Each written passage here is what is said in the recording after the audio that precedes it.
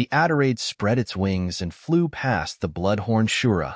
She swung her great sword and sliced the arm and shoulder of one. The blood-horned Shura that was dealt the blow, however, acted as if it did not even feel pain. Without a care for the bleeding puncture, it swung its beast soul sword towards the Adiraid's neck. Other blood-horned Shura approached the Adiraid as this went on, in an attempt to surround her. She swung her great sword again and decapitated the Shura she had already injured, before dashing away to avoid the attacks of the rest. The blood-horned Shura did not seem to fear death, and this made it increasingly difficult for the Adiraid to finish the fight quickly. The first stage Angel Gene Fluid is clearly not as effective as we would have hoped. Plainly, they cannot compete with super creatures just yet. Their effectiveness against an evolver with an open gene lock would be much higher, Zhao Lian thought to himself, as he recorded the combat data he was obtaining from observing the bloodhorn Shura.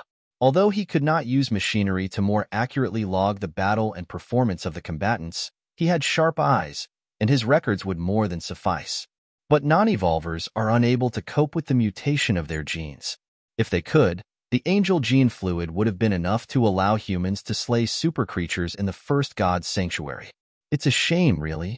Zhao Lian then turned his gaze to Han Sen and continued to think, perhaps they may not be able to kill a super creature, but killing a human should be no problem for them. Even if he is a top evolver, with powerful beast souls and a high fitness level, there is no way he stands a chance against them. While Zhao Lian was deep in thought, Han Sen summoned a crossbow that resembled a peacock. He withdrew a bolt from his quiver and loaded it. He wants to use a crossbow to kill the Shura? He is naive. With their speed, I doubt he'd be able to hit any of them, even if he had a Berserk Sacred Blood crossbow with Berserk Sacred Blood bolts. Zhao Lian raised his lips, confident in the bloodhorn Shura. He had been in charge of the research program of the Angel Gene Fluid and was well aware of the terrifying power the subjects wielded upon consumption of the substance. Even elites with an open gene lock, upon facing one of these test lab Shura, didn't stand a chance. The only advantage such evolvers had were the skills of their open gene lock, but in every other facet, they would be inferior. The 8 Shura surrounding Han Sen began to swing their weapons toward him with bloodlust. Their power and speed made for a frightening combination. Eager to see what would happen next, Zhao Lian began to get excited. Experimentation and improvements to the Angel Gene Fluid were still ongoing. It would only be deemed complete when they could remove its negative side effects and humans could freely consume it. Once it was complete, the Zhao family believed it would usher in a new era for humanity. Zhao Lian was the lead of this entire project, and he would be recognized as the person responsible. This also put him first in line for trying the final product out. But in the next second, Zhao Lian was turned to stone. Despite the scary Shura surrounding him, Han Sen raised the crossbow, which emitted a number of black flashes. The bolts pierced through each of the Shura's heads, one by one like the tumbling of a circle of dominoes. 8 of them were killed in no time at all. They all crumpled to the ground, none of them managing to get within 2 meters of the person they had sought to kill. How is that possible? No way. Zhao Lian's eyes were wide open in disbelief, having great difficulty comprehending what he had just seen. He did not understand how the bloodhorn Shura could have been so easily killed by a crossbow like that. The super pet itself seemed to have a harder time killing its foes. Han Sen is stronger than the super pet? That's impossible.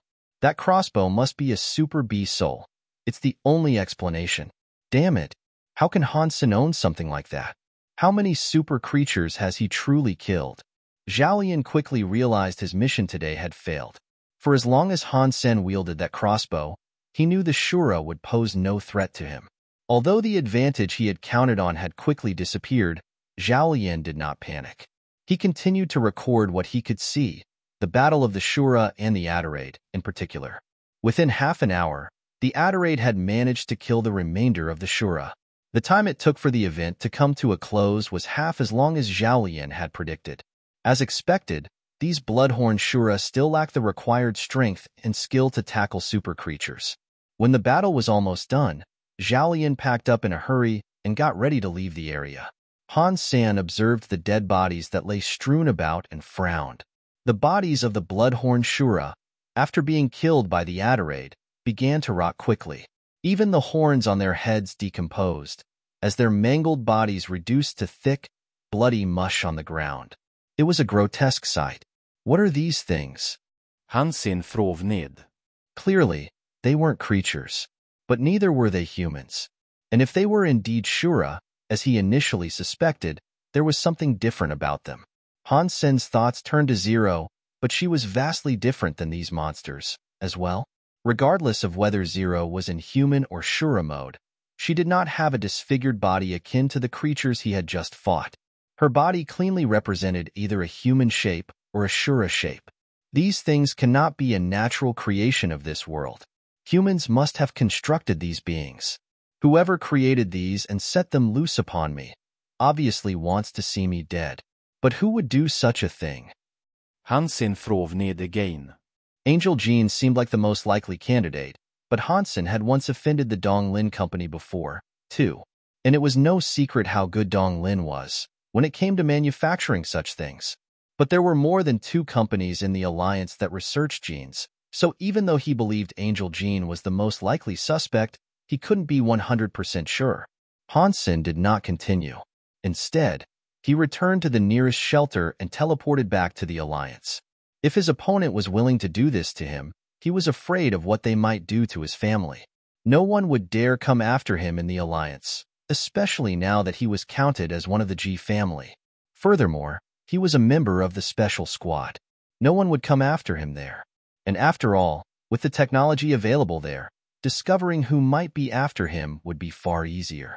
It was different than the shelter. So, the first thing he did when he returned to the alliance was try to contact his mother. He wanted to tell her not to spend much time in the shelter and remain in the alliance for as long as she could, or at least, wait until he arrived there to protect her. But when Han Sen called his mother, he received no answer. This made Han Sen's heart jump with worry. Han Sen called Qin Xian and asked her to send a few members of the special squad over to protect his mother and escort her out of the shelter, if they could. Han Sen was worried, as this wasn't like before. If his attackers were ordinary elites, then the special squad would have no issue protecting anyone. But the Shura he had encountered didn't even seem human. As such, Han Sen was worried about the safety of his mother if she remained out in the shelter. Qin Xian heard what Han Sen had to say and quickly contacted her supervisor, asking where Luo Sulan had gone. She was out in the shelter, and members of the special squad had escorted her on a hunt. Qin Xian told Han Sen she had already sent people to find her, and she firmly believed it would not be long before they returned. The Blue Crystal Shelter was near the Bukta Mountains, and Luo Sulan was out on a hunt under the protection of Wu Qinggang. Although she already had a lot of Geno points, her combat skills and prowess were still somewhat lacking. She had not yet even been able to deal with a mutant creature. When fighting one, the frustration of watching her fight compelled Wu Qinggang to help her finish them off. From what Wu Qinggang could see, women like her were best reserved for being of the elegant sort. He thought she would be better off never touching a weapon, and instead being waited on, hand and foot, by men. He thought she should forego the desire for combat and stick to enjoying girlier things like flowers and romance. There was no explicit need for her to come out and hunt. With her son's power and position, he could just keep sending her the flesh necessary for her to max out her sacred Geno points. But every month, Luo Sulan would request an expedition to go out and hunt. She only wanted to kill ordinary mutant creatures, and Wu Qinggang would always be fraught with the desire to help her when he watched her try to deal with the monsters she sought to fight. A woman such as her, he thought, was not built to fight, particularly not to fight such wretched creatures. Although Wu Qinggang felt this way, he never slacked in his duty to protect her. The last thing he wanted was for her to be harmed. He was aware that her son was also a member of the special squad, but the protection of others was a fundamental responsibility of all those who wished to be a part of the special squad. Anyway, Wu Qinggang would give his life to assure her security. Suddenly, roaring sound came from the nearby woods. A black tiger leapt out of the brush, fast like a shadow. It's a sacred blood creature, a black shadow tiger. Why has it ventured here? Wu Qinggang's face changed.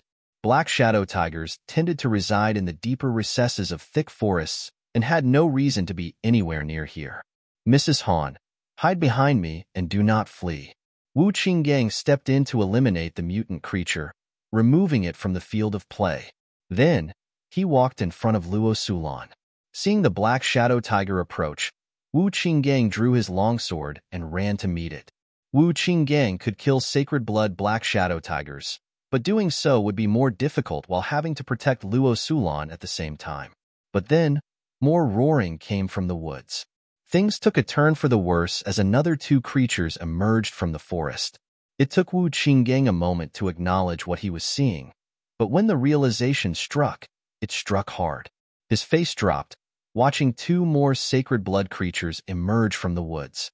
Mrs. Han, ride your sacred blood mount back to the shelter. I will keep them busy. Wu Qinggang rushed into battle with the black shadow tiger as he bid for Luo Sulan to escape. Little Wu, please be careful. Luo Sulan summoned the sacred blood mount Han Sen had given her and exited the area with haste. Wu Qinggang's sword shone with a blinding light as he fought to buy her the time she needed to reach absolute safety. She had reached the bottom of the mountains, not a great distance away from the blue crystal shelter. Once she had left that place, she would be safe. But as Luo Sulan rode her sacred blood mount, nearing the exit, a dozen people appeared in front of her. They barred her passage and surrounded her mount. Mrs. Han, it would be best if you came with us. A leader of sorts stepped forward to speak, and as he finished his line, delivered a half-smile. Who are you people, and why should I follow you? Luo Sulan asked, frightened at their sudden approach. Do not worry. We do not plan on bringing you harm. We are here to bring you reunification with your son, the middle-aged man said. What happened to little San? Luo Sulan quickly asked. You will know once you come with us, the man said, with a frosted tone. I'm not going with you, Luo Sulan said, as she nibbled her lips. Why do you even bother talking to her? Just capture her already. Another man coldly interjected. Okay, then, the other man then gestured with his hand, and the rest approached her. They knew all about Luo Sulan. She was a housewife who killed a few ordinary creatures to survive. She has been taken care of through the kindness of others, unable to fight for herself. They had already separated her from the assigned protector of the special squad, which meant capturing her would be an easy task to accomplish. You guys have parents. How do you think they would feel if they knew you were out here, attempting to kidnap a lone woman? Luo Sulan sighed as she spoke. Shut up. If you refuse to come with us peacefully, take one last look at that silky smooth skin of yours, before we cut it up and drag you away with us, Zhang Feng coldly told her. To suffer in the adversity of evil is a nobler deed than to helplessly succumb to the brutish requests of those that wish to do you harm, Luo Sulan said. Then consider our patience and politeness spent. Excuse the rough mishandling that may occur next. Zhang Feng raised his hand and tried to grab Luo Sulan by her hair and pull her off the mount she was upon. Just when Zhang Feng's hand was about to touch Luo Sulan, she raised her silky smooth hand and casually waved it in front of Zhang Feng's neck. Plop. He was only 2 feet away, and Zhang Feng's head was removed from his neck as if it were severed by an invisible knife. The head went a great distance, as a trail of blood followed in its airborne wake. The eyes were sullen, and seemed to suggest that what had just happened wasn't fair. Have any of you ever felt hopeless? Luo Sulan's face was like ice. She did not look scared or afraid at all. She looked devoid of emotion. Cold, just cold. Their hearts shivered as chills ran down their spines. Arg! Blood spread all about like flowers. She quickly moved around, and with each directional turn, red syrup followed. Devil! You are the devil! Du Ruji was petrified with fear. All the elites around him, including Zhang Feng and 2 with open gene locks, they most likely had the power to slay or capture a super creature. If they didn't possess such power, it would have been impossible for them to shake out 3 sacred blood creatures to attack and draw away Wu Qinggang. But the elites were now mercilessly slain by a woman that only had to walk 10 quick steps to sever each elite's head from their neck. Yet with the claret blood that sprayed and flowed, not a single droplet stained the woman's clothing. Luo Sulan still looked as elegant and as gentle as ever. The woman stood in front of Du Ruji, who no longer thought she was a pretty woman. She was now the devil. The woman was about to take her last, 11th step, when Du Rouge's legs seemed to crumble and almost sent him falling to the ground. He couldn't even think of running away due to how scary she was. She was truly scarier than the devil. Don't kill me. I still have my parents, and I have a wife and kids. Du Rouge slobbered his plea for mercy after dropping down to his knees. The devil doesn't believe in tears. Luo Sulan gave Du Rouge one last, cold look. She swung her hand, and another head rose to the sky with an airborne wake of blood. The Blue Crystal team found Luo Sulan out near the mountains and quickly brought her back to the shelter. Wu Qinggang killed one sacred blood creature and managed to chase away the other two before returning himself. The Blue Crystal team believed things were not as simple as they might have initially seemed, as those sacred blood creatures should not have appeared where they were in the first place. But aside from their intrusion, nothing else happened. Luo Sulan was safe. Although it was strange, Luo Sulan's safety was all that mattered. After she returned to the shelter, she teleported to the Alliance. Near the base of the mountains, the ground seemed disrupted. The soil seemed fresh, as if something had been recently buried.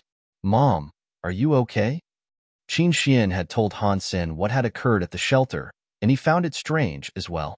But if they wanted to bring harm to his mother, it didn't seem like the attraction of the 3 sacred blood creatures would be enough. "I'm fine. What could have possibly happened to me?" Luo Sulan asked. "Mom, I may have offended someone in the shelter. They have tried to come at me already, but they were unsuccessful. Since they couldn't not take out their grievances on me, I fear they may come for you, my family, in response. As such, I don't believe you should leave the safety of the Alliance for the time being," Han Sen told her directly. He could not hide things from his mother, and for the issue that currently concerned him, he had to tell her the entire truth so she could understand the gravity of the situation. If she did not, and happily left the safety of the Alliance, she might find herself in trouble. What had happened was strange, yes, but Han Sen did not want anything else to happen to her. Until he reached his mother's location, he did not want her to leave the Alliance. "Little Sen, who did you offend? Will something happen?" Luo Sulan worriedly asked. "Don't worry, I can handle all this. Your son is strong now." Han Sen smiled as he spoke. "It's my fault for being unable to protect you," Luo Sulan spoke, with a tone of sadness. "Mom, it was difficult enough for you to raise me. Now, I should be the one protecting you," Han Sen quickly told her. "Little Sen, do you still have your great-grandfather's relic?" Luo Sulan asked him, seemingly randomly. "Of course I do. Do not worry for that, Mom. I always carry this pendant," Han Sen said. "All right, then." A look of relief then washed over Luo Sulan. After hanging up the communicator, Luo Sulan's expression was complicated. She thought to herself, after all these years spent working so hard, can we still not escape this loop? After Han Sen confirmed his mother's safety, he decided to resume his journey to the Blue Crystal Shelter. The Black Desert. An endless black desert that looked like the inside of Hell's furnace. The colors were bleak and hopeless, far more depressing than an average desert. Han Sen was riding Golden Growler through the Black Desert, and because of the region's vast size and barren wastes, he looked lonely and small in its midst. "I wish I did not have to eat or drink. At least I would feel better in this damn place, if I did not have to."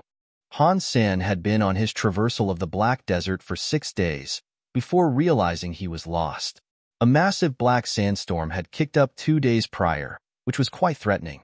It did not harm Han Sen, but in his escape, he ended up losing all sense of direction. Han Sen now focused on walking in a single direction, in the hope he could wander out of the Black Desert before exhausting all of his nutrient solutions. The silver fox didn't look comfortable under the sunlight. It still remained perched on Han Sen's shoulder, but it used its own tail as a shield or fluffy parasol to block the sunlight. It also yawned a lot.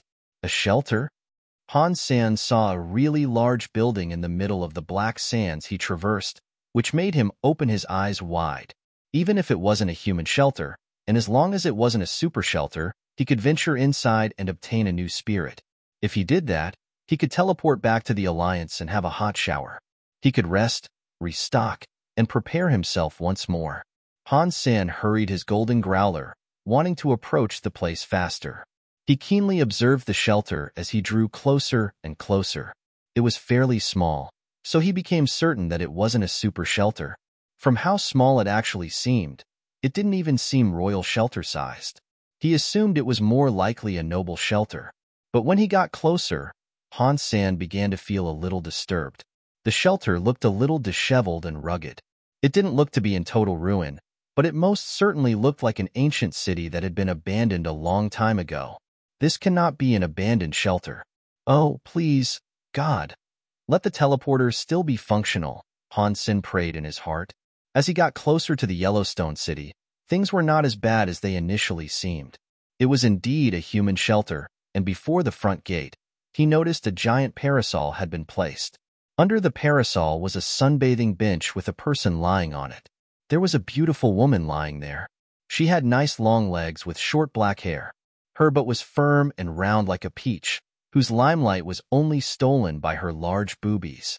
Her waist was slim but solid, and you could see a little muscle there. In the middle of this boring black desert, Han Sen's eyes almost fell out at how amazing this sight was. How could Han Sen see it so clearly?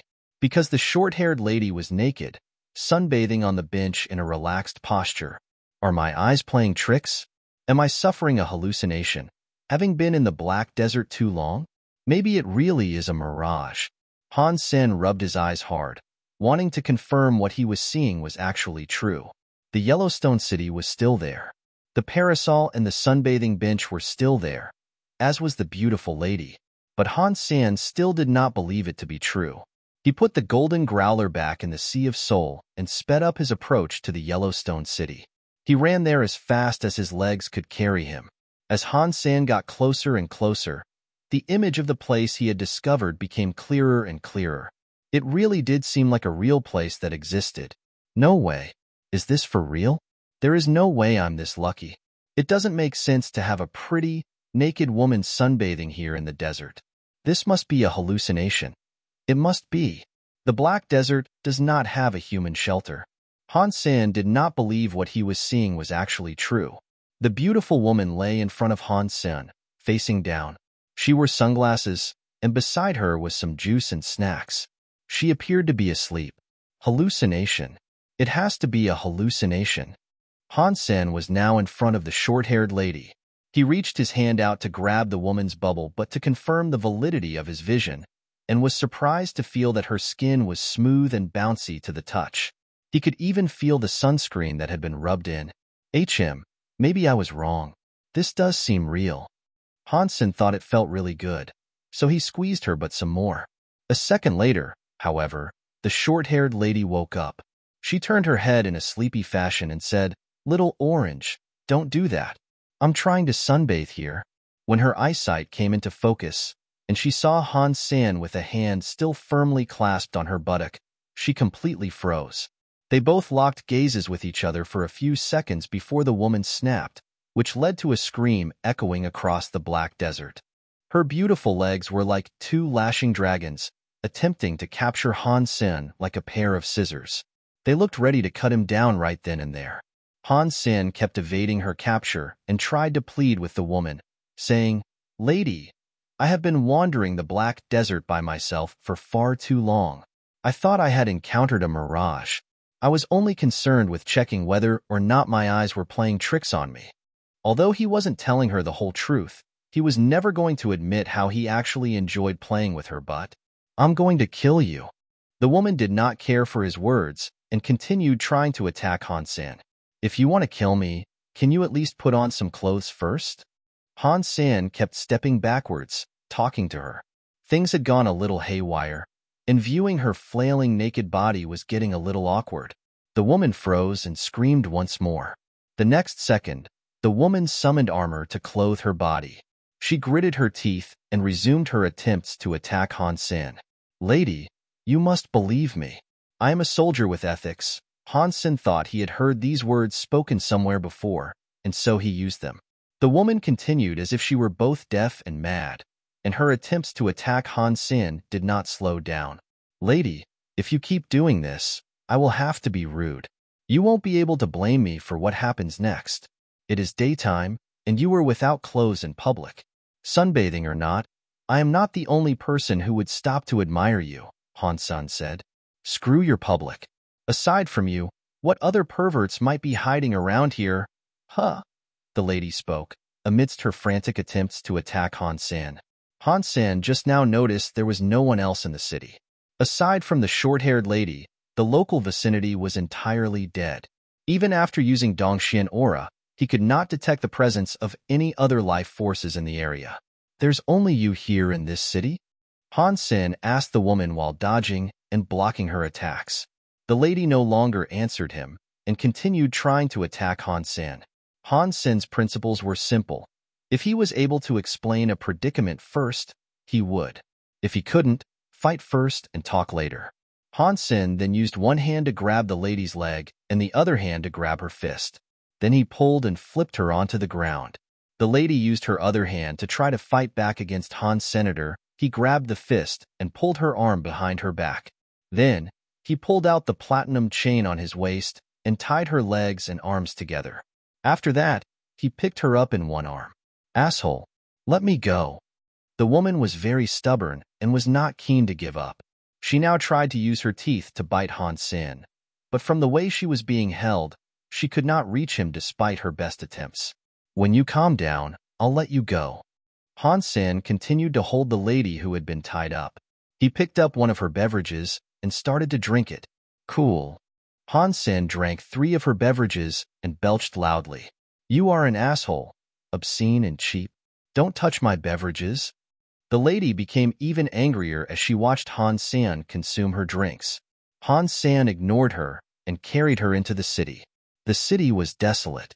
The ruined remnants of old stone houses were all that was there. Dust and sand had caked much of the ruins, and it looked like no one had lived there for many years. There was no trace of occupation to be found. Han Sen proceeded towards the plaza. A small shelter like this did not contain teleporters in ordinary rooms, only public ones in either the plaza or spirit hall. The plaza wasn't very big, and the floor was comprised of many yellow tiles. It was rather clean there, as if someone had taken the time to clean up. But when Han Sen saw the teleporter, he was disappointed. The teleporter appeared to be damaged and inoperable. Han Sen walked deeper and deeper into the city, but found little more than lines of ruined houses, sand, and dust. The houses were only 2 stories tall, but there was a spirit hall. The spirit hall stood out amongst the rest, at 4 stories tall. Han Sen walked before the spirit hall, and the woman suddenly appeared frightened and said, "Don't go in. Leave this place." Why? Han Sen noticed she finally appeared to be willing to talk, so he lowered his head to ask her. "You can't go in there because you can't," the short-haired woman said as she gritted her teeth. Han Sen noticed her resume talking nonsense and ignored her. He walked forward. "Stop. Don't go in. There is a scary spirit in there," the short-haired lady quickly shouted. Han Sen lifted his lips and told her, "But it's such a small shelter. This is a noble shelter at the most. So what manner of scary spirit can possibly reside here? Besides, if there is one, how have you managed to teleport in and out of this place? There really is a spirit in there, and I have never left this place," the short-haired woman stressed. "PFFF, don't tell me those beverages came with you on a journey here." Han Sen was not buying her story. When the short-haired lady heard that, she thought about Han Sen not only squeezing her butt, but also drinking the beverages she had held onto for so long. And the fact he drank 3, all at once. Angrily, she said, "Yes, that is right. You big horny asshole. Give me back my beverages." PFFF. Han Sen still did not believe her. Still carrying the woman, he approached the door and pushed it open. Han Sen had already used his Dongxian aura to take a peek inside, but couldn't detect anything. Therefore, he believed she was lying. "Don't go. There really is a scary spirit in there, and you'll regret stepping inside. Let me go and die inside there all alone. Don't drag me down to hell with you." The short-haired lady noticed he was ignoring her plights and warnings, so she did her best to persuade him not to open the door. She almost cried aloud. The moment Han Sen stepped into the spirit hall, his heart jumped. A scary force approached him like a black shadow or a toxic snake. Young. Han Sen held his flaming Rex spike horizontally and blocked the shadow-like snake. He saw what appeared to be an arm-thick, black chain wrap itself around his Rex spike. On the other side of the black chain, a person appeared to be holding it, clad in broken armor. He was impaled on a black pillar, and the chain he wielded led through his body and into the stone behind him. The man looked pretty but cold, and he had long, narrow eyes. He had 2 fox ears in his long black hair. He coldly looked at Han Sen, as his long fingers clasped the other end of the chain. Young. The man yanked the chain, and a powerful force tugged Han Sen towards him. Han Sen was shocked, but he let go of the flaming Rex spike that had become entangled with the chain. Han Sen summoned his Snow Lady beast soul and combined with it, returning the Rex spike as he did so. The man lashed his black chain, which had split into 1,000 smaller snakes that sought to latch onto Han's senator if he didn't do something. He'd be covered in a legion of the slithering fiends. "Oh no, I'm dead. Did you just want someone to die alongside you, so you didn't have to die alone? I have never had a boyfriend, and I have never had sex. I don't want to die yet." The short-haired lady was still under Han Sen's arm, and seeing the black chains, she almost started to cry.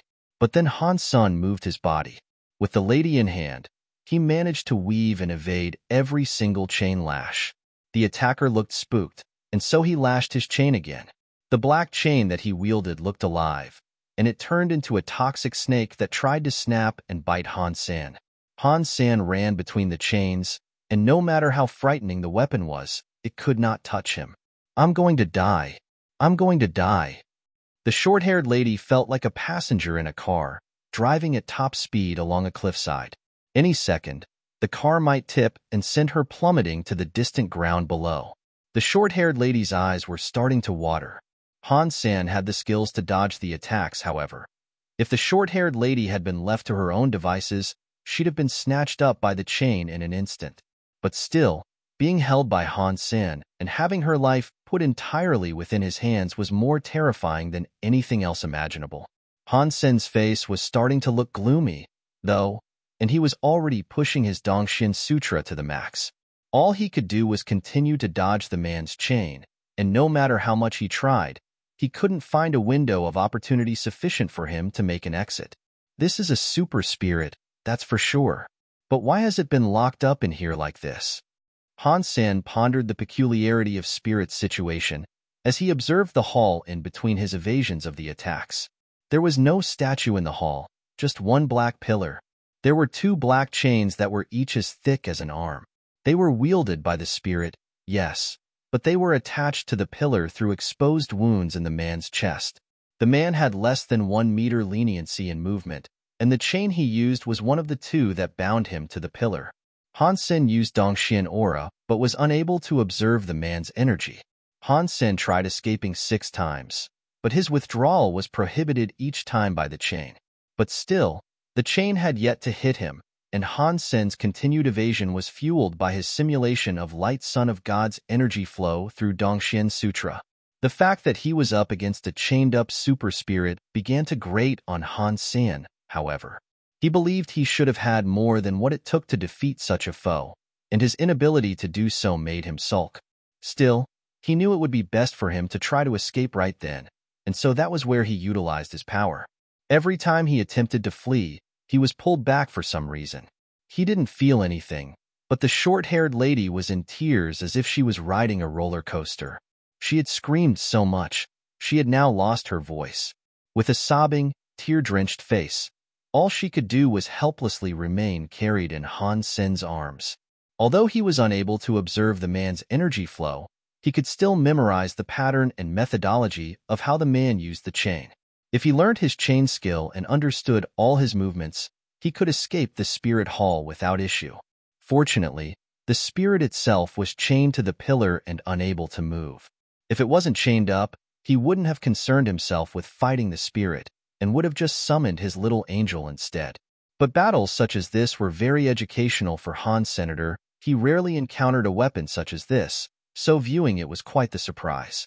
Han Sen was now getting quite excited. He almost forgot about the crying woman under his arm. His mind excitedly raced to find a way in which he might shatter the chain that was used against him. After an hour of this, Han Sen finally managed to exit the hall. The spirit's full power was undoubtedly restricted by its binding. Why is that spirit chained up here? There is no statue or spirit stone here. It's pretty strange to say the least. Because he had no spirit stone, Han Sen had no particular interest in killing the spirit.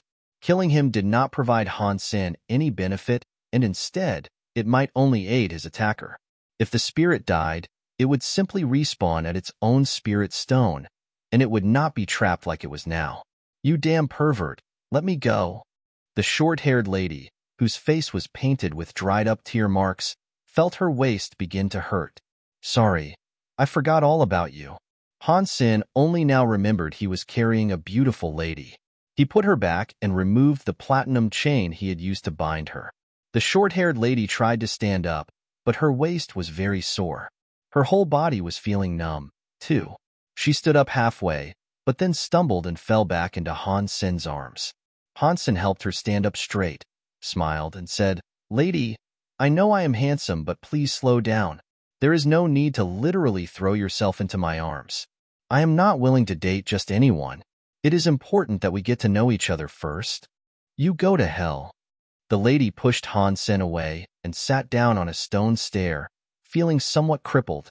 She then began rubbing her sore waist. Han Sen wanted to flirt with the lady for a bit longer and perhaps come to learn of what might have happened here. But suddenly, he felt a scary presence dawn someplace outside the city walls. It was moving quickly. Han Sen seemed glum and looked out towards the city gate.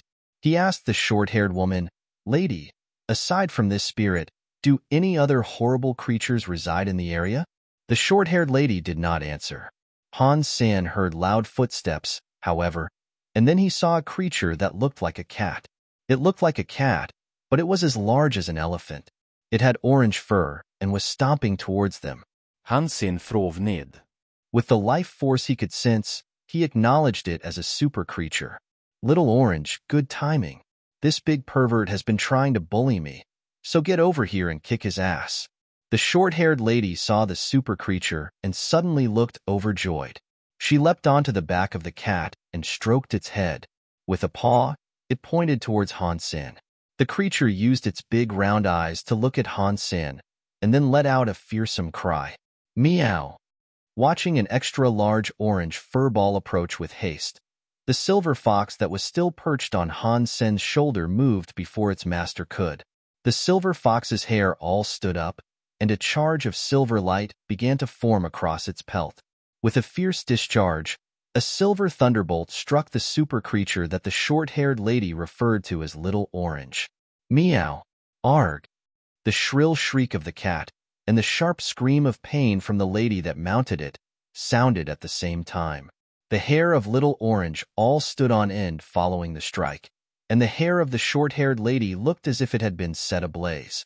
Unmoving, she fell from the back of the cat. Little Orange, after its shock, blazed with anger and leapt towards Han Sen and the silver fox. The silver fox did not wait a second, and it quickly dismounted its master's shoulder. It jumped into the air and fired more thunderbolts while airborne. The Little Orange once again reeled back, squealing in pain. But despite the pain it was suffering, it was in no mood to submit and yield just yet. The silver fox was its primary target, and the cat did its best to snare the silver fox that repeatedly glided through the air, zipping back and forth. Although Little Orange's speed was fairly impressive, it was not enough for it to nab the silver fox. Every time the silver fox evaded an attack, it zapped its foe. The silver fox could not fly high, but it didn't have to. It only flew high enough that Little Orange was unable to grab it. It was frustrating for the cat, who also desired the furry felon that outwitted it. For Han Sen, it was an amusing sight. Although Little Orange was much larger than the silver fox, they were both juvenile super creatures. The cat looked like it had been born before the silver fox, but somehow, it seemed to be in alliance with the short-haired lady. The short-haired lady was frozen while watching her cat get bullied. She was quite surprised earlier when Han Sen managed to escape from the spirit hall without suffering harm. But now, she was even more surprised that the little pervert's silver fox pet could challenge her own. And the way it attacked was more of a fun-making tease than anything. Birds of a feather flocked together. The short-haired lady shouted aloud, despite the fear that started to encroach upon her mind. When Zhou Yumei became an evolver and entered the second god sanctuary, she never expected she would be sent to a dump like this. Not a single human populated the region, and when she first came here, she witnessed a creature battling a spirit. That was how she made it out of the spirit hall upon her arrival, and that was how she also became stranded, here in no man's land. Zhou Yumei was fortunate enough to meet Little Orange in the shelter. It did not treat her like an enemy, and it was really nice to her. The reason Zhou Yumei had managed to survive here was all down to Little Orange, as a matter of fact, who frequently went out to collect loot for her. The flesh of the creatures it brought her was of the sacred blood variety, which surprised Zhou Yumei a lot. After being together for a long time, the bond between Zhou Yumei and Little Orange had become a strong one. They hunted together often, and she was able to witness how easily Little Orange slew such creatures. But this powerful Little Orange of hers was now getting bullied under an oppressive little fox, and she was starting to grow a touch worried over its well-being. Zhou Yumei turned to look at Han Sen with her concerned expression, but she was surprised to see him already walking closer. He wore a smile, and a horny glint twinkled in his eye as he returned her a gaze. "What do you want?" "I'm warning you. I am a powerful evolver. Keep your hands to yourself, and do not attempt anything stupid." Zhou Yumei asserted a battle position as she gave Han Sen her warning. Her proclamations of strength were untrue, however, and the feigned tone of power she tried to force did not work. She lacked the intimidation she desired. After all, she had been easily restrained by Han Sen earlier, and now her greatest pillar of support, her pet Little Orange, was getting played with by the man's pet silver fox. It couldn't help her at all, despite its desire, and this started to make her panic. "Let me ask you a few questions first. If your answers satiate my curiosity, I will forget that orange furball ever tried to attack me. Otherwise..." Before Han Sen finished his sentence, he laughed twice with a menacing tone. "Otherwise what?" Zhou Yumei's heart was struck with a chill after seeing Han Sen laugh. "Since there are only the two of us here, whatever transpires between us can only be kept like so. If I am in a good mood, I will rape you and then kill you. If I am in a bad mood, I will kill you and then rape you. If my mood is ambivalent, then I'll just kill you while I rape you," Han Sen bluffed. When Zhou Yumei heard him speak those words, her skin flared with goosebumps. She forced herself to present a cute smile, and with a voice of pleading, she begged, "Oh, big brother, there is no need for you to do something like that. We are both humans, aren't we? And in this grand second god sanctuary, we were fortunate to cross paths. Our encounter has to be one of fate. We should help each other, not antagonize each other. What is your name?" Han Sen gave Zhou Yumei a deep stare as he asked. "My name is Zhou Yumei. I hail from a poor family of minor prominence. I worked my hardest to become an evolver, and I cannot believe I ended up here in this place. Not a single other person exists here, and it seems like I cannot leave. I almost died here. Meeting you was a stroke of luck, indeed." Zhou Yumei looked very pitiable right now. "Put away the acting talent. You are very young and powerful to have joined the second god sanctuary. You must have maxed out your sacred geno points to become an evolver. And you are saying you hail from a poor family?" Han Sen spoke with disdain. Zhou Yumei presented an awkward smile and said, "Well, I'm all right. I'm poorer than most rich people, but I suppose I'm a little wealthier than most poor people. Just be honest with me. Do you think I won't hesitate to strip you naked and throw you into the spirit hall?" Han Sen gave her a grim face as he told her this. "Okay, brother. I will tell you everything you wish to know." Zhou Yumei was spooked by Han Sen once again.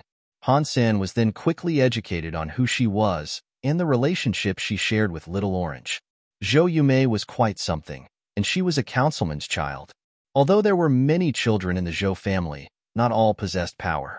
But being an evolver with maxed out sacred geno points at such a young age suggested she was quite powerful amongst the members of her family. Han Sen then learned all about Zhou Yumei and Little Orange's bond, which wasn't all too different from his with the silver fox. Such a thing was very rare. as creatures didn't often come to acknowledge humans as potential masters. Little Orange was a second-generation super creature, and Han Sen knew this by observing its energy flow.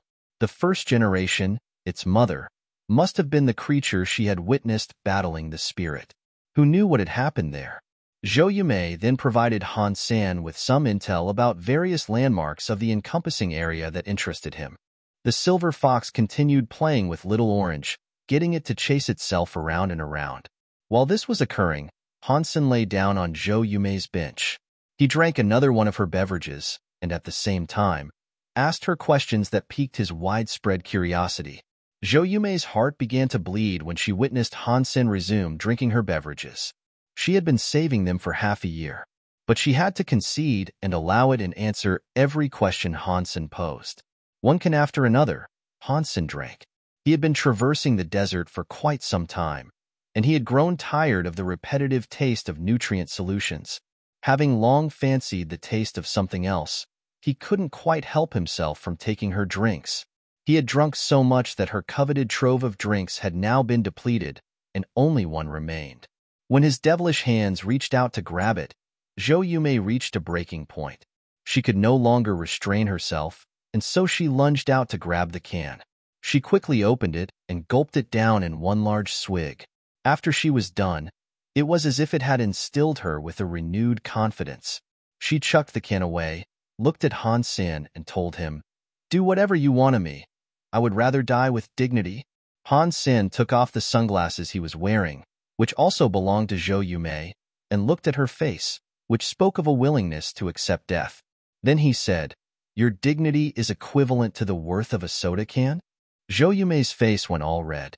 She had been stuck in this place for the longest time, and the drink and snacks she had kept were a suspension and fortification of her hope.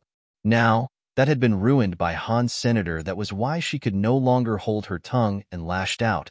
But unfortunately for her, Han Sen had a quick-witted, forked tongue.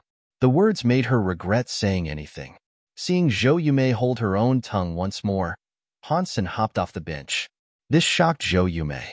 She took a few steps backward and asked, "What are you doing?" "What? Must I report my comings and goings to you or something?" Han Sen smiled at Zhou Yumei. "No, you aren't." "What?" Zhou Yumei's tongue tangled itself, tripping her words. She looked happy. "If you really want to die, I can aid you in accomplishing this desire," Han Sen said. "No, you commit to your own deeds. I can take care of that myself." Zhou Yumei was starting to talk nonsense. Han Sen ignored her, for she was just a young woman. He only wanted to tease her, not outright bully her. Pervert, horny bastard, asshole, animal, obscene, cheap. Watching Han Sen enter the city and end up a good distance away from her, Zhou Yumei spoke as many profanities about him as she could. Zhou Yumei was a little depressed. The shelter was far too small, and if she had to remain here with the horny bad guy, problems were bound to occur at some point. "I'm so young and sexy. I have a great figure. There is no way that bad guy will refrain from touching me. Should I escape into the desert now? But then again, I have no idea where I am or where I might go. And there are so many creatures out there. It'd be dangerous. If I don't escape, the holy temple of my body will be desecrated by that bad guy." Zhou Yumei struggled with the decision. The silver fox eventually got tired of running around, and it ended up taking a rest on the city's gate. It looked down on Little Orange, which was still down below, meowing at him. Little Orange had grown tired too, and despite its meowing, it didn't bother jumping up. Whether it was too tired or simply understood its inability to ever catch the silver fox, she didn't know. The pet is just like the master. All it does is infuriate others. They are both just as bad as each other, Zhou Yumei thought to herself, as she peered at the silver fox that was resting above the gate. She was mad. She didn't want to provoke it, however, as she had seen and felt firsthand how powerful the silver fox was. And so, she still contemplated whether or not she should escape. It was almost sunset by now, and she couldn't come to a decision. If Han Sen was an ugly bastard, Zhou Yumei would have already run off a long time ago. But the guy was fairly handsome and quite clean. He didn't look all too scary or villainous, and that was the reason she refrained from running away the moment he left her. Strange. What is he doing in the city? Anyway, why has he been in there for so long? Zhou Yumei suddenly realized he had been in there for a whole afternoon and wondered why he had not yet emerged. She knew all about the city, and she knew there was nothing particularly special about the place. All that was there was a well that could provide water. She then believed Han Sen had gone off in search of water and felt relieved at his disappearance. She feared if he returned, he might hurt her. The time she had spent contemplating her decision of whether or not to stay had made her oblivious to Han Sen's disappearance up until now, as well. But now she started to worry for him. He had been gone for an entire afternoon, after all. Hey, are you in there? Zhou Yumei called out from the outside. What is he doing in there? Zhou Yumei bit her lip and tiptoed into the city. She sleuthed around carefully in search of him, so she could maybe catch a look at what he had gotten up to during his absence. But after walking around for some time, she couldn't find him. That's strange. Where did he go? Has he left this place? Zhou Yumei mumbled these words beneath her breath, which made her feel a little strange. As she was doing this, it was too late for her to notice. She tripped over something and ended up on the ground. Ouch! Zhou Yumei cried out in pain. When she raised her head, she noticed Han Sen standing right in front of her. In one hand, he held a cake. In the other, a freshly brewed beverage. She also noticed he had changed his clothes, and his hair was damp. His body exuded a pleasant body wash fragrance. He had been in the shower. On his back was a rucksack, stuffed to the brim with more snacks and drinks. Where did you get all that from? Zhou Yumei asked, with eyes opened wide. I bought it, of course.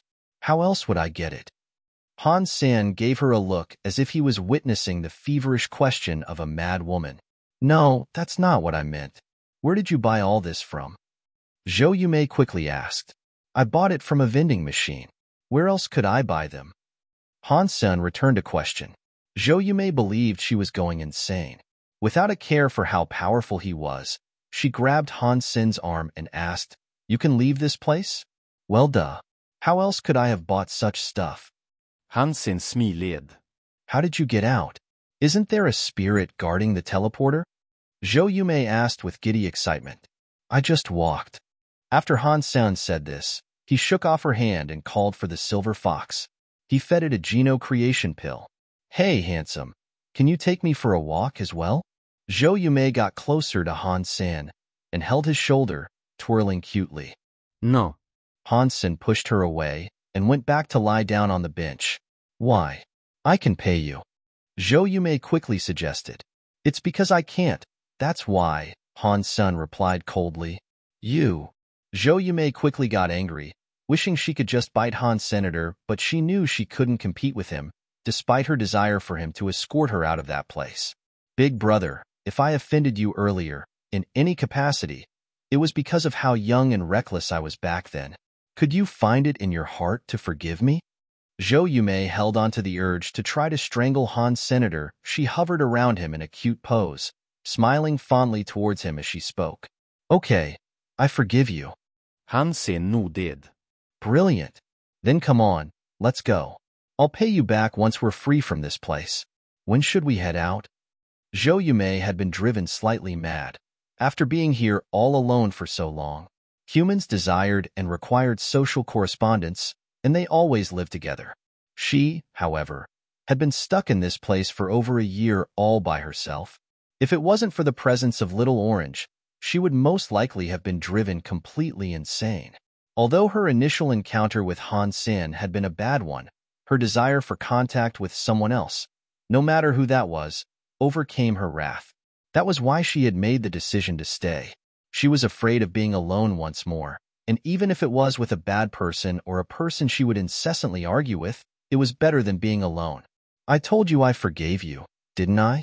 I didn't say I'd take you out of this place, Han Sen calmly told her. You? What do you want?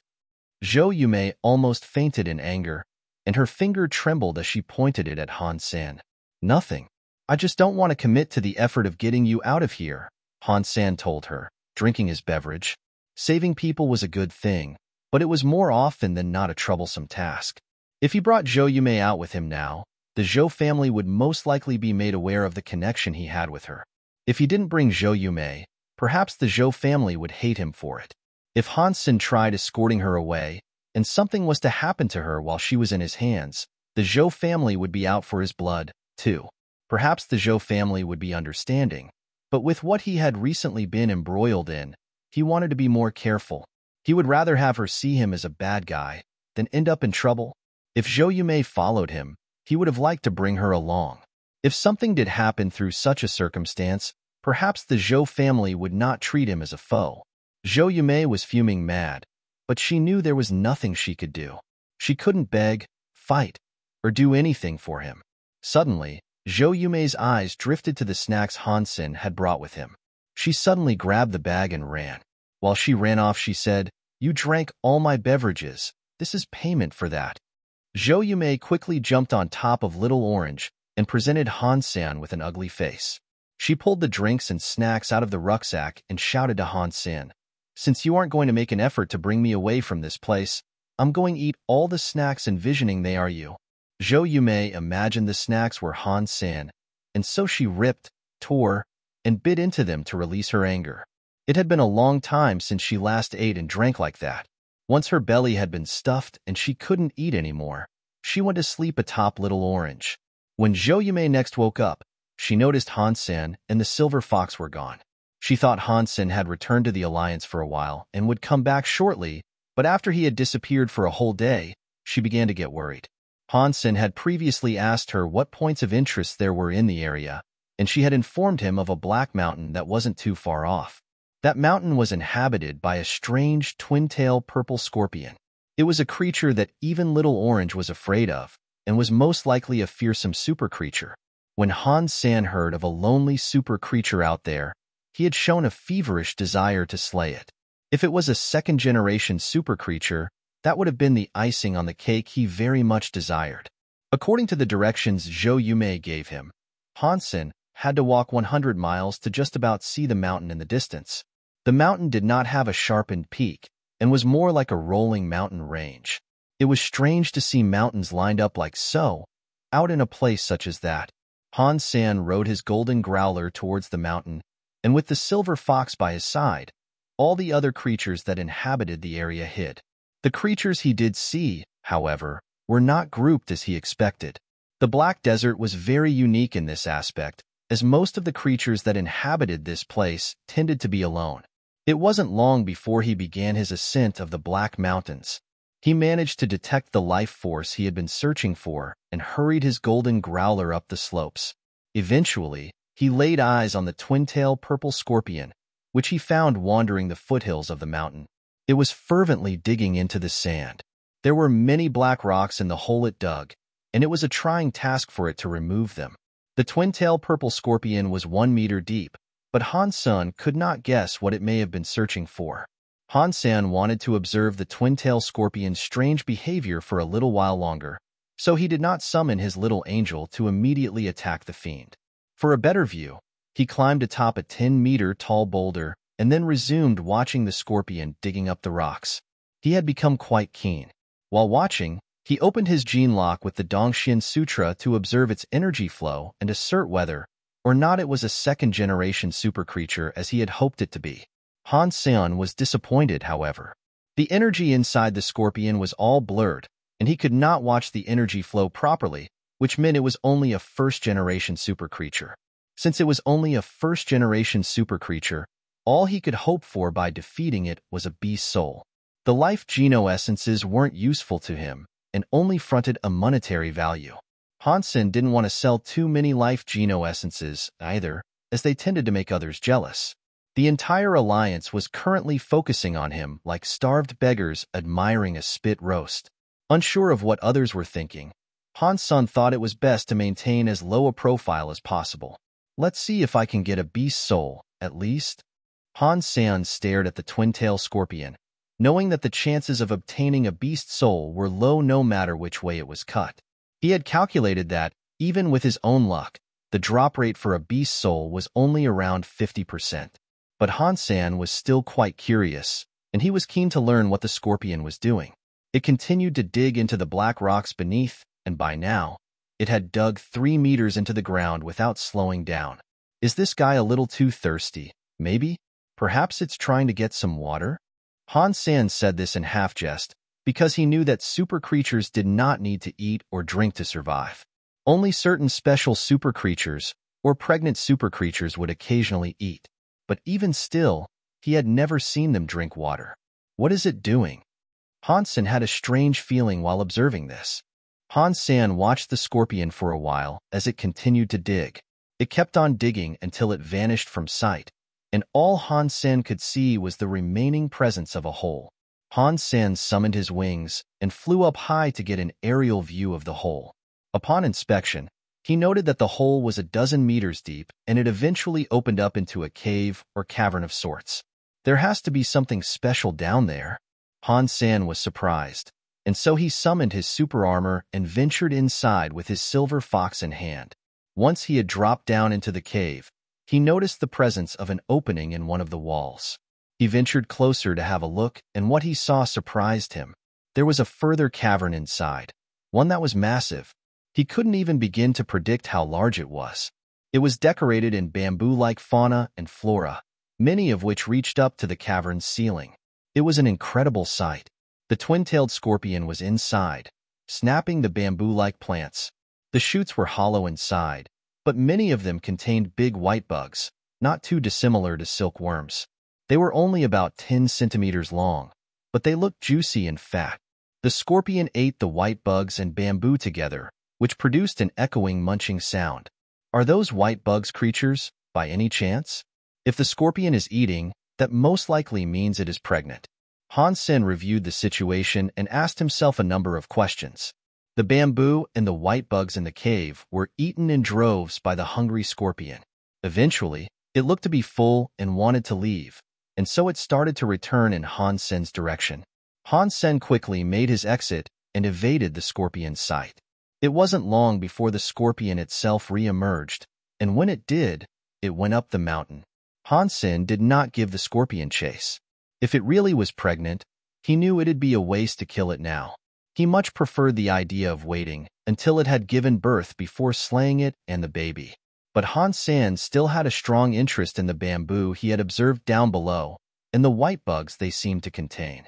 He waited until the scorpion was long gone and then, with a command for the silver fox to stand guard, ventured back inside. He didn't want to risk having the scorpion return and corner him. There were many bamboo-looking plants in the cavern, and they were about 30 centimeters in diameter. Many of them had already been snapped in two by the scorpion, following its visit, so there was a lot strewn across the ground. This included many of the white bugs the scorpion had missed. The white bugs were pale and semi-translucent, and you could see the blood vessels inside them. The bugs that were on the ground were wriggling around. They tried slithering back into the broken bamboo shoots, but they had some difficulty. They couldn't enter the perfect bamboo. Han Sen picked up a broken shoot of bamboo and tried to crush it in his hands, but could not. He had to amp up his strength and exhaust all the power he could to eventually do so. That's some tough bamboo. Han Sen threw the bamboo on the floor and then summoned his peacock crossbow. He loaded it with a Z-steel bolt and fired it at one of the bugs that was trying to crawl its way into one of the broken bamboo ends. The Z-steel bolt pierced through the white bug's body, which made it squeal and release a white fog. The temperature began to drop, and the little area around the bug got all frosty. The bug then froze, as if it had just been taken out of the freezer. Mutant creature hunted, dark silkworm. The beast's soul has not been acquired. Consume its flesh to obtain a random numeric amount of mutant geno points, ranging from 0 to 10.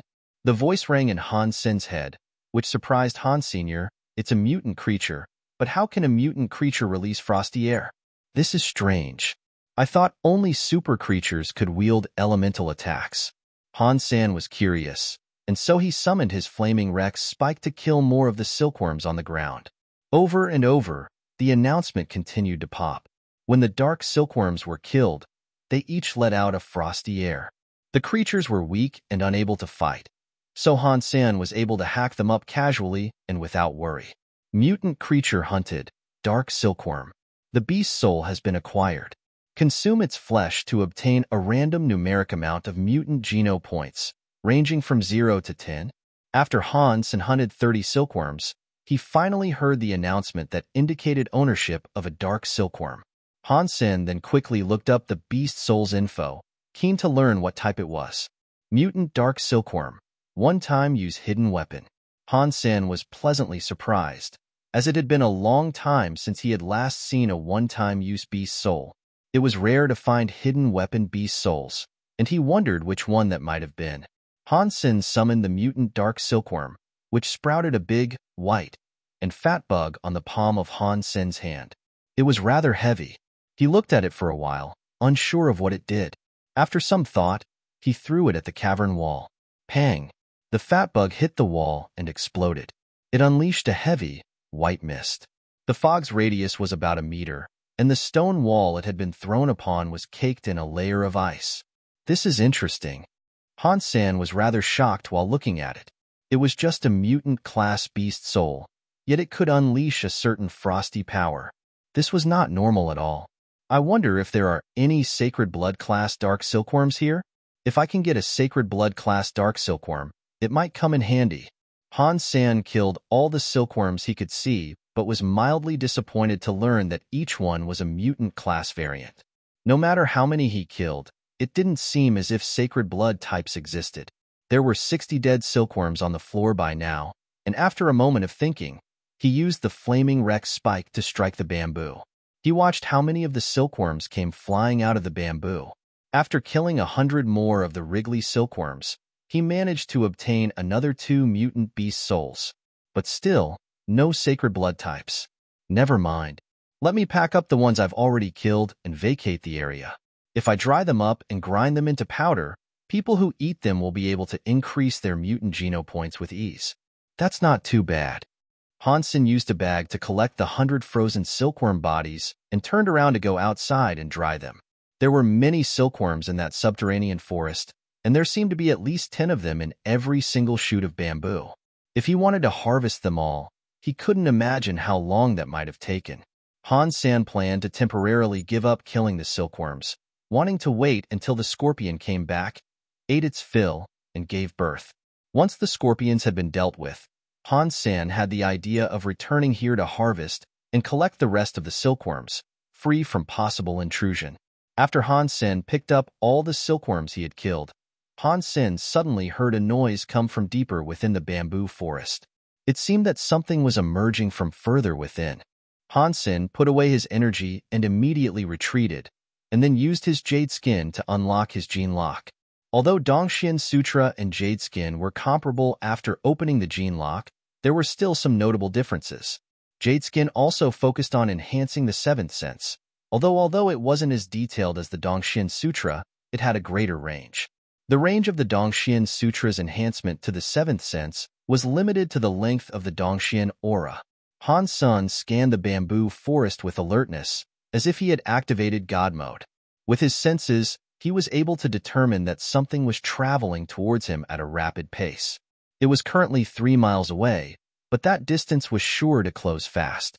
Han Sen could sense its approximate size, and deduced it was around the size of an average household cat. Its shape was circular, like the grubs he had just harvested. What it wasn't was slow. Unlike said bugs, what was coming towards him was very fast. Like a mad rabbit, it came running. Is it a Sacred Blood dark silkworm? The thought of this made Han Sen quite happy. As time ticked by, the unseen menace closed the gap between them. When it emerged, Han Sen was finally able to see that it was an extra-large grub. Its body glistened like ice. A frost aura encompassed it, and it left a trail of ice in its wake. Han Sen switched his gene lock over to Dongxian Sutra and took a reading of the icy fiend that had approached. Its life force was far stronger than mutant, and was indeed most likely a Sacred Blood class silkworm. The happiness in Han Sen's heart had taken root, and so he retrieved his peacock crossbow and loaded it with a Z-steel bolt. He took aim at the bamboo forest, and when it was close enough, he'd pull the trigger and swiftly end its life. More than anything, he wanted to see if there was a beast soul to be obtained from it. As the distance between Han Sen and the ice silkworm got smaller and smaller, however, he started to feel as if something wasn't quite right. The closer it came, the stronger the life force of the silkworm became. It soon exceeded the measure of any sacred blood creature he had dealt with before. Is it a super creature? Han Sen's face changed. He scanned it multiple times to gain a more accurate reading, but it still left him as puzzled as ever. It was definitely not a super creature. Berserk sacred blood, perhaps? Han Sen squinted his eyes. He rarely encountered berserk sacred blood creatures out in the wild, so he was surprised at his discovery of one here, of all places. Watching the ice silkworm draw nearer and nearer, it had now come within 1,000 meters of Han Senator. He refocused his peacock crossbow, but then heard more noises from the bamboo forest. Rustle, rustle. It now seemed like an entire choir of creatures were frantically racing through the forest. At this, Han Sen's face changed. Now, he was seeing a large number of icy silkworms emerge from somewhere in the bamboo woods. From his quick, initial tally, he managed to count 100 of them. Impossible. How can there be so many berserk, sacred blood creatures in one spot? Han Sen was rightfully shocked. They didn't frighten him, as he knew they were of no match for him. He just thought the number of them was scary. Han Sen could accept the presence of a dozen sacred blood creatures, but berserk, sacred blood creatures were far rarer. The ratio of sacred blood to berserk sacred blood was somewhere in the ballpark of 100 to 1. But now, berserk sacred blood creatures were emerging as a massive group. If there were that many berserk sacred blood creatures, then there had to be thousands of ordinary sacred blood silkworms someplace in the area as well. Still, such an occurrence had to be impossible. The ice silkworms he was currently sensing were stronger than most sacred blood creatures. The strength of their energy flow was not too far off the bloodhorn Shura he had encountered not too long ago. One silkworm was ahead of the rest, and the gap between it and Han Sen was now under 500 meters. He pulled out his peacock crossbow, took aim, and pulled the trigger. Instead of guessing, Han Sen wanted to kill one and find out the truth. The hard light string moved, and the Z-steel bolt took flight. It was like a beam of light, traveling 500 meters in the blink of an eye. It pierced through the ice silkworm's body and pinned it to the ground. Han Sen was delightfully surprised, thinking the silkworms were easier to kill than he initially imagined they would be. If it was a berserk, sacred blood creature, he expected it would be able to react or even evade the bolt. But it didn't. It was struck and it died. Simple as that. Mutant creature hunted. Dark silkworm. The beast's soul has not been acquired. Consume its flesh to obtain a random numeric amount of mutant geno points, ranging from 0 to 10. Han Sen suddenly froze with his jaw agape. He was like that for quite a bit. This isn't right. That can't be right. How can that be a mutant silkworm? How can a mutant-class creature possess such a high life force? Han Sen couldn't believe the fat ice silkworm was the same creature as the dark silkworms from earlier. But the announcement in his head could not be incorrect. It was a rule of the world he inhabited. If it said he killed a mutant creature, then he did indeed kill a mutant creature. Seeing more and more silkworms approach, Han Sen ran ahead to kill them all. They were mutant-class dark silkworms, same as the ones he had killed inside and outside the bamboo shoots earlier. Han Sen was perplexed, and not yet able to think of a reason why their bodies would be so vastly different. The life force in their bodies was far stronger, and there was no discernible reason why these mutant creatures could possess such strength. This isn't right. It really isn't right. This is strange. It's crazy. These things are weird. How can the silkworms inside the bamboo breathe ice too? Even sacred blood creatures can't do something like that. There must be an external force affecting these little icy blobs, one that I have not yet been made aware of. Whatever it is, it's imbuing them with frightening strength. Han Sen killed the 100 big silkworms that approached and managed to obtain one additional beast soul. Han Sen quickly summoned it to take a look. Its definition was the same, but its physical appearance was different. The head was bigger and the body was practically ice. Han Sen threw it at a wall, like before, to check it out. It was much more powerful than the others, and the icy fog it unleashed had a radius of 3 meters. The frosty air itself was far more powerful, too. If they are both mutant dark silkworms, why is there such a clear difference between the two? If I killed baby ones earlier and mature ones just now, it shouldn't affect the beast soul I just received. Beast souls do not factor in the age of a creature. This mystery is getting deeper. I wonder, what is the cause for this curious anomaly? Han Sen observed the bamboo stalks with a bewildered face and inquisitive heart.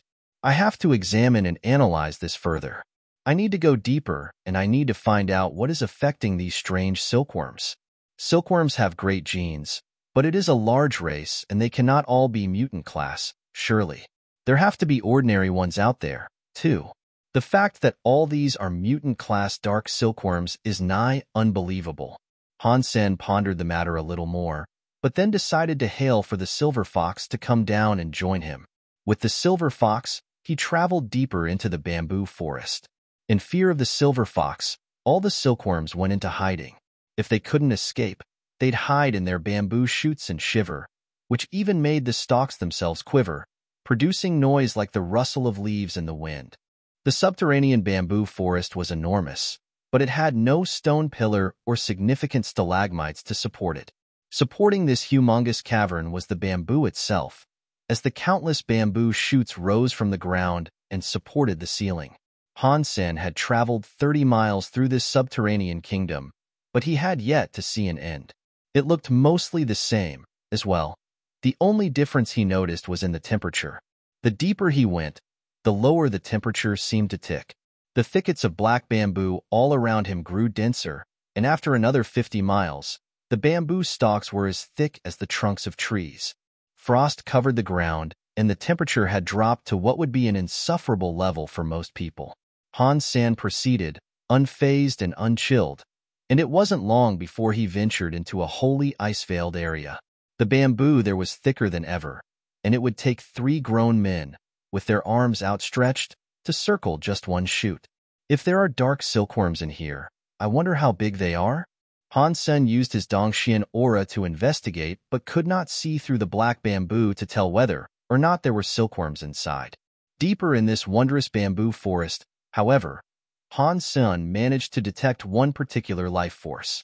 This force was like a babbling brook of spring water, and he was curious what manner of creature would possess such an enticing life force. Han Sen approached it with moderate alertness and strode through the bamboo forest with a little more care and caution. He came across an empty meadow amidst the bamboo shoots. The meadow was skirted by the thick bamboo, but not a single one of the shoots grew atop the field. Despite possessing jade skin, this frosty area and the icy life force that swirled around it had Han Sen shivering with the cold. The energy he had followed was strange, indeed. As he drew closer to the sparse meadow, Han Sen's eyes remained fixed upon it in deep observation and contemplation. It was thickly iced, and in the center was a chilly, but not totally frozen, lake. In the lake, a plant that looked like a narcissus rested. The flowers were white. Han Sen had seen his fair share of strange flora before, and although the narcissus was strange to see there, it didn't stand out or even unnerve him. If there was a super creature guarding the narcissus, Han Sen would be glad. But that wasn't so, as he couldn't espy the presence of any super creatures around the lake. What Han Sen did see, however, was a man sitting beside the still waters. He stared at the narcissus without moving, and this surprised Han Sen. Han Sen could tell that he was a human due to his attire. He was wearing a human battlesuit. Creatures and spirits wouldn't wear what this man was currently geared in. Why are there other people here? Han Sen used Dongxian aura to observe the fellow, and the results surprised him. He had quite the life force, one that was far from weak. This place having an actual living person surprised Han Sen, as he believed himself to be the first person to ever set foot here. After all, the only entrance he knew of was the one that the twin-tailed scorpion had made. But it wasn't as if he had reached the end of this place, and perhaps further ahead was another more accessible entrance. Friend, what is your name? Han Sen carefully walked across the ice and tried greeting the man. Provided there was no conflict of interest, Han Sen was not willing to make another enemy. After all, meeting others of the same kind in a place such as the Black Desert was a delightful thing. And even a simple correspondence or dialogue with someone of your own kind was nice enough. The man did not respond to Han Sen, though, and it looked as if he was sleeping. Of course, Han Sen couldn't properly tell, as the man was facing away from him and toward the narcissus. His position was set to suggest he had been observing them, but with his back towards Han Sen, he couldn't quite be sure. Neither could he wholly deduce what the person looked like. "Friend, I come without cause for alarm. I mean you no harm and have found myself wandering here of my own accord and curiosity. Would you like to have a chat? If not, I'll be happy to move along." Han Sen continued talking as he approached the man. Still, there was no response. He didn't turn around or give any reaction. All he did was continue gazing at the narcissus in the lake. Han Sen continued his approach, despite the lack of engagement from the other person. By now, it was starting to be a little unnerving, and Han Sen felt as if something wasn't quite right. Han Sen got closer but did not go near the man. He didn't approach him head-on, and instead walked around him a bit, so he could get a look at him from the side.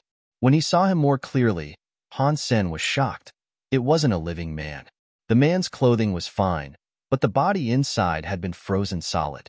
It was like an ice statue. The fact that only his flesh had been frozen was strange, indeed. His clothing didn't even have a speck of frost upon them. Also, he did not understand why the life force inside him seemed to swirl and suggest that he was a living person. Han Sen's face quickly became grim. The man before him wore a battlesuit, but its model was something that hailed from the previous century. It seemed to be a relic from over 100 years ago. How can this man be frozen here? Is he dead or alive? Han Sen's heart had been given a shock, and as he inspected the person, he noticed something in his pocket. Judging from its shape, it appeared to be a notebook or wallet. Han Sen came a little closer and attempted to take it out of the pocket, as he was direly interested in a clue that would tell him who this person was. Suddenly, Han Sen's heart leapt inside his chest and the silver fox on his shoulders stood up in alarm. Its hair was all standing up, and it made grunts of caution towards the water of the lake. Han Sen retreated without falter and stared at the frosty lake. Splash! The water in the lake suddenly arose into 1,000 airborne threads, with Han Sen as the target. Han Sen attempted to evade them, but the crystal threads were faster than Han Sen was. He summoned his flaming Rex spike and swung it towards the crystal threads that came towards him. Pang! The flaming Rex spike smacked against the threads like burning charcoal tossed into water. Many of the icy threads evaporated into steam, but there were too many, and they came from every direction. They quickly wrapped around Han Sen and became entangled like a spider web. Han Sen felt as if a frosty air was beginning to invade his body. There were too many threads, and no matter how much he swung his flaming Rex spike, the threads he smacked weren't enough. More and more threads wreathed their way around him, draining him of warmth. It wasn't long before the threads had wrapped him up completely, encasing him in a cocoon of sorts. His hands were tied up, and he could no longer lash out with the flaming Rex spike. The silver fox wasn't doing very well, either. He kept blasting the threads with his silver lightning as much as he could. It did nothing to end their unceasing advance. Boom! A black smoke burst from Han Sen's body like fire. It instantly incinerated the icy threads that had trapped him. The flaming Rex spike in his hand was swung madly towards the remainder, burning more threads into steamy bygones. "Silver fox, this way!" Han Sen shouted at the silver fox, and it quickly returned to his shoulders. Without delay, Han Sen got back to swinging his Rex spike with ferocity at the icy threads. He ran in front of the frozen man and quickly grabbed something out of his pocket. He turned, knocked out more of the threads, and hastily retreated in the direction of the bamboo forest. The threads still coursed after Han Sen, and regardless of how many he destroyed, more and more were generated by the icy lake. They were endless. The blazing fire of the flaming Rex spike was the perfect countermeasure to obliterating those he could strike down. And fortunately, the devil unicorn beast's soul was able to withstand the threads he could not react to in time. Without too much trouble, he was able to keep them at bay as he advanced towards the forest. Once he was inside the bamboo forest, the threads no longer followed, and the stringy, frosty hairs returned to the lake. Its lucky eye had the devil unicorn beast soul. Who knows what might have happened, had I not? Even if I summoned the little angel, I am unsure whether or not she could withstand those things. Han Sen pondered what he had just encountered, as he had no idea what the living ice threads were. Han Sen looked out towards the lake for a while, but nothing seemed disturbed. Then, he lowered his head to take a look at what he was clutching in his hands. Han Sen had taken a wallet out of the man's pockets, and it had many cards inside. They looked very old, too. They were much bigger than modern cards, and thicker. They weren't as light as the current cards were, where 100 of them could be folded together and still be really thin. There were 30 of the cards, and their thickness and number filled up the entire wallet. It looks like that man really was over 100 years old. It's possible that he spawned in a shelter somewhere in the Black Desert, stumbled into this place as I have, and fell prey to the icy threads. Han Sen observed the cards and contemplated the identity and possible story of the frozen man he had found. They were old cards, and aside from some cards that belonged to a few interstellar banking firms, Han Sen had no idea what the majority of them were for. Suddenly, Han Sen's pupils went smaller. He found a card which bore a familiar symbol. 9 Life Cat. Han Sen was shocked, not expecting to see this symbol here. That meant this man who had died near the lake may have been a member of their organization. It looks like that organization has been around for a long time. Does it really have a connection with Blood Legion? Han Sen continued to examine the rest of the cards. Then, Han Sen's eyes stretched wide. Within the cards was a working license, and on the front was something he saw clearly. Secret Service, Team Number 7. Investigator, Qin Huaijin. This working license was the exact same as a relic Han Sen once received after someone died. The only difference being the name. Qin Huaijin. Could he be from the Qin family? Han Sen remembered Qin Xian once told him she had an elder who worked in the Secret Service's 7th team. Han Sen gave a strange look to the man who was sitting near the lake. If he was a member of the Qin family, what may have led him to die all the way out here? Wait a minute. Is he really dead? He still has a powerful life force swirling inside him. It's not something you can fake. So, is he really dead? Han Sen looked hopeful while staring at the man. Han Sen wanted to know what might have happened to the 7th team. If that man really was an elder of the Qin family, and he was still alive, Han Sen was keen to finally learn the truth. With great interest, Han Sen turned his whole body towards the man on the lake. There was a big chance he was still alive, and cryogenic technology had matured quite a bit even back then. Many people went into cryogenic sleep to be defrosted and awoken sometime in the future. It wasn't a difficult process, but it required modern technology. Straight-up freezing yourself dealt tremendous damage to the body, and simple defrosting rarely led to survival. Han Sen did not know if the man could survive after being defrosted. There were no tools readily available for him, and he'd have to bring him back to the Alliance if he wanted to guarantee his survival. Han Sen thought it over quite a bit, but then settled on returning to the lake. He really wanted to know what had happened to the 7th team, and it looked as if this might be his best and only chance. After all, almost all members of the 7th team had died. Finding one of them who was half alive was too good of an opportunity to let pass by. Han Sen emerged from the bamboo forest again, and he was greeted with the sudden reappearance of the icy threads. But to Han Sen, who owned 3 super creatures, they could do little to stop him. Han Sen annihilated the threads and arrived at the shore of the lake without trouble. As he went to pick up the man, he suddenly heard the sound of an explosion from the waters of the lake. Amidst the soaking turmoil and tossed water, a jellyfish-like creature arose from the waters. Under its control, the water of the lake threaded once more and viciously went after Han's senator. In addition to the icy threads, the jellyfish's tentacles now also joined the fray. With the flaming Rex Spike and Devil Unicorn, Han Sen was able to withstand and repel the icy threads well enough, but his movement was restricted quite a bit. After slashing a number of threads, however, a crystal tentacle writhed its way around Han Sen to ensnare him. Han Sen felt his waist drop in temperature as a strong power began to grow and pull him towards the lake. Han Sen was infuriated, so he raised the Rex Spike to bring it down on the tentacle.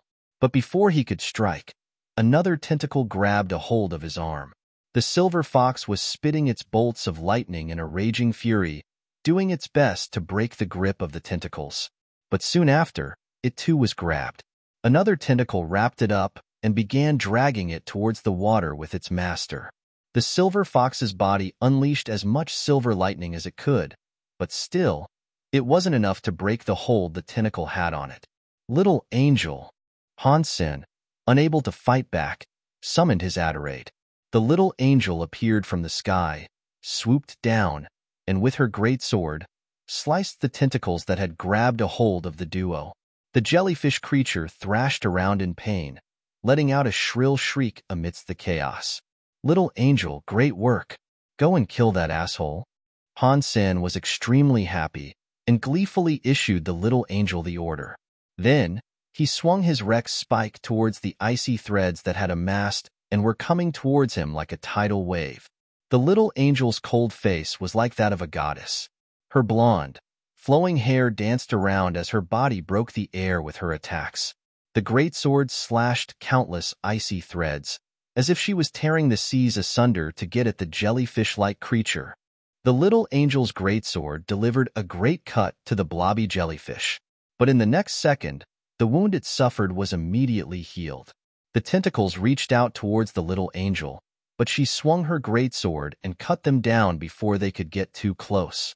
Han Sen was relieved after seeing this, but it didn't last. The tentacles regenerated into their prior shape in less than a second. The jellyfish was most certainly a super creature, for it could regenerate at an incredibly fast pace. The little angel's greatsword sliced and diced countless encroaching tentacles and delivered a number of 1-meter deep wounds to the primary host, but seemed to be to no avail. Within seconds, all the damage dealt would be nullified through the rapid regeneration and recovery of the jellyfish. They weren't getting anywhere like this.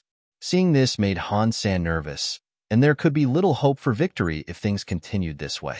Han Sen looked at the flaming Rex spike in his hand and acknowledged that the fire element was what was needed to bring down the jellyfish. But the little angel was just a pet, and aside from pet armor, could not make use of ordinary beast souls.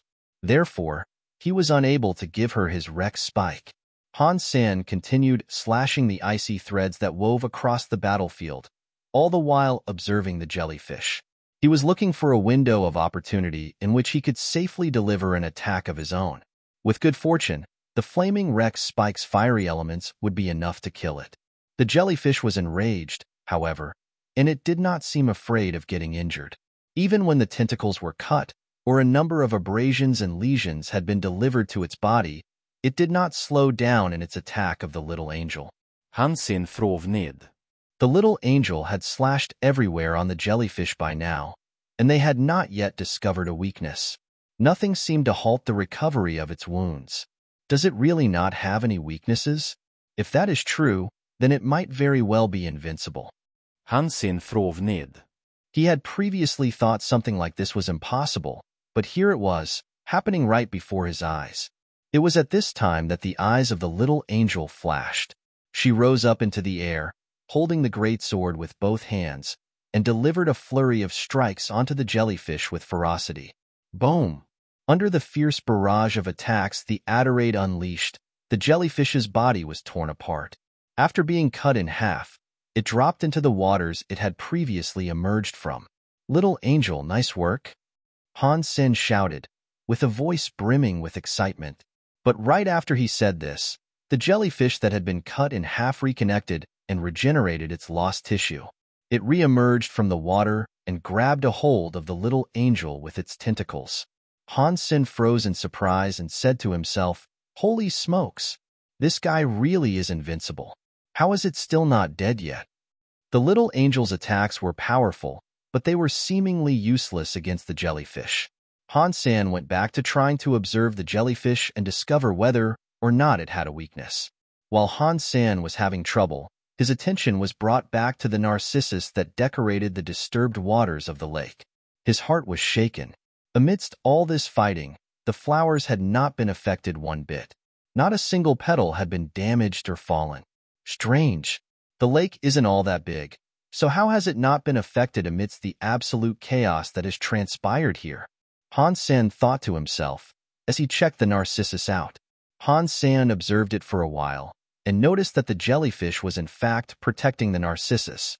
When the tentacles were cut down, they did not immediately fall into the water. When one was cut, icy threads arose from the water to carry it gently under. The jellyfish was preventing any sliced tentacles from falling on top of the flowers. Something is not right. Actually, I do not think it is the jellyfish controlling the threads. Rather, it is the narcissus themselves controlling the threads. Han Sen had made a startling discovery. The icy threads that emerged from the waters continued their attacks on Han Sen and the little angel. If the threads were controlled by the jellyfish, then their organization ought to have been disrupted each time the monster was dealt damage. But throughout the entire fight, no matter how much damage was dealt to the jellyfish, the icy threads remained unchanged and continued their attacks without a moment of disruption. Because of this, Han Sen confirmed that the jellyfish and Narcissus weren't related. Even when the jellyfish had been cut in half, nothing changed with them. Is this Narcissus like the blood wasp lotus? Maybe there are super creatures inside the Narcissus, and the jellyfish is just a proxy. The more Han Sen guessed, the more convinced he was of this. But the Narcissus themselves had no movement, and they just continued to sit where they were. It was hard to believe that those things might have been the most frightening creature in the vicinity. Han Sen wanted to approach the ice lake and test out his theory. If things simply continued the way they were, he did not believe they could kill the jellyfish. When Han Sen approached the icy waters, he cast arrow. He used it to run across the water, get as close to the Narcissus as he possibly could. The flaming Rex spike became a raging tornado of flame as he raced towards the flowers. The little angel struck at the same time. Her supreme greatsword tore the jellyfish in half once again, preventing it from protecting the Narcissus. The Narcissus that had been quiet and still the entire time suddenly turned to face Han Senator like a volcanic eruption. The icy threads arose en masse from the water, quickly rushing over to cover Han Sen's entire body.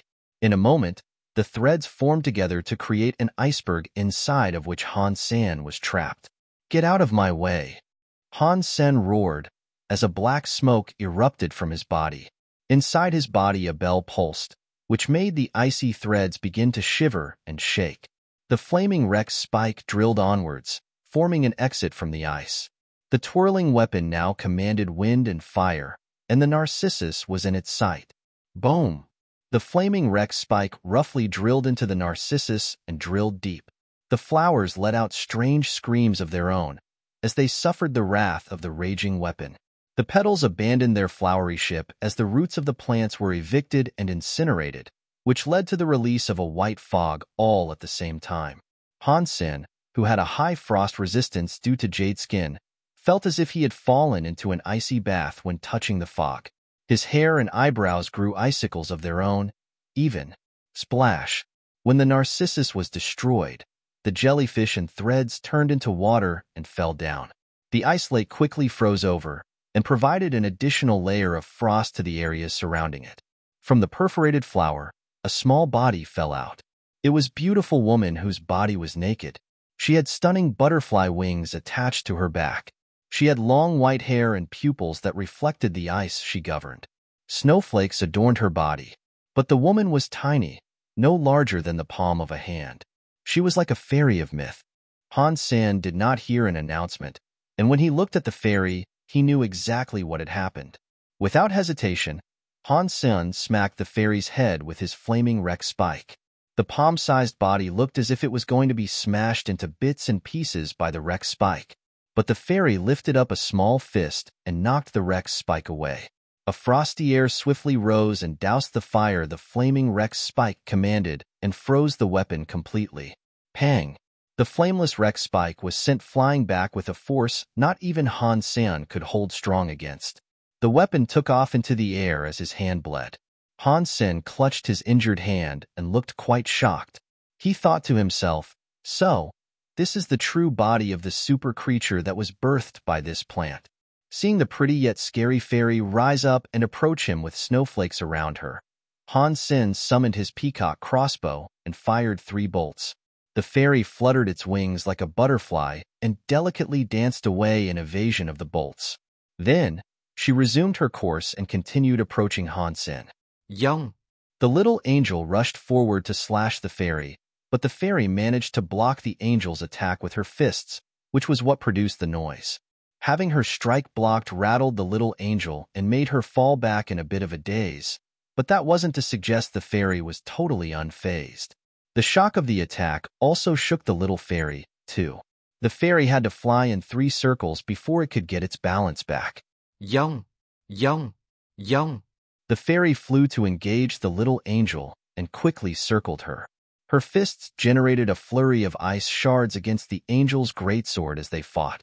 Han Sen retreated to a corner, as his power and speed were far inferior to an adult super creature's. He had no hope of joining in their fight. The little angel and the fairy were fighting while airborne. The fairy had a strong control over the ice element, and every hit carried a grand amount of frosted air with it. The atmosphere around the two was almost frozen. The little angel's body was incredibly well-balanced, and she had tremendous resistance towards every element. As such, the little fairy couldn't exert too much damage on the little angel with her focus on ice. The silver fox couldn't help out in this fight, either. It was still young, and was far from becoming an adult at the slow speed it was growing. It didn't have the power to compete with adult super creatures, either. Curiously, now that it was no longer fighting, the silver fox quickly approached the lake. It searched for the flower that Han Sen had destroyed and noticed it was in the water. It picked it up and began eating it. Silver fox, if you retrieve good loot, how about sharing? Han Sen pleaded as he ran over to his pet. The silver fox noticed its master approaching and scoffed the flower down even faster. When Han Sen arrived, the leaves and roots were all gone. There was nothing left. You selfish bastard. Han Sen angrily shouted. The silver fox returned to acting all cute and looked up at Han Senator. It jumped onto Han Sen's shoulder and no longer moved. The silver fox's fur was a light silver now, and it exuded a frosty air. Whatever. There was nothing Han Sen could do now. Watching the little angel fight the fairy, without anything he could do himself, he thought now was the time to do something with the frozen man who was sitting next to the lake. He ran towards him to see if he could move him out into the bamboo forest for now. In case the little angel was unable to defeat the little fairy, at least they could escape and bring the frozen man with them. When he approached the man, Han Sen was suddenly surprised. He appeared to be thawing. Is it because the Narcissus was destroyed? Han Sen wondered, as he dragged the man into the bamboo forest. The ice on the man was thawing quickly. By the time Han Sen dragged him into the bamboo forest, the ice on his body was all gone. Will he survive such a simple defrosting process? Han Sen frov ned. Humans required special equipment to aid their thawing after being frozen. Because of this, Han Sen doubted he would survive. Han Sen observed the man. He watched his life force grow stronger and muscles become firmer.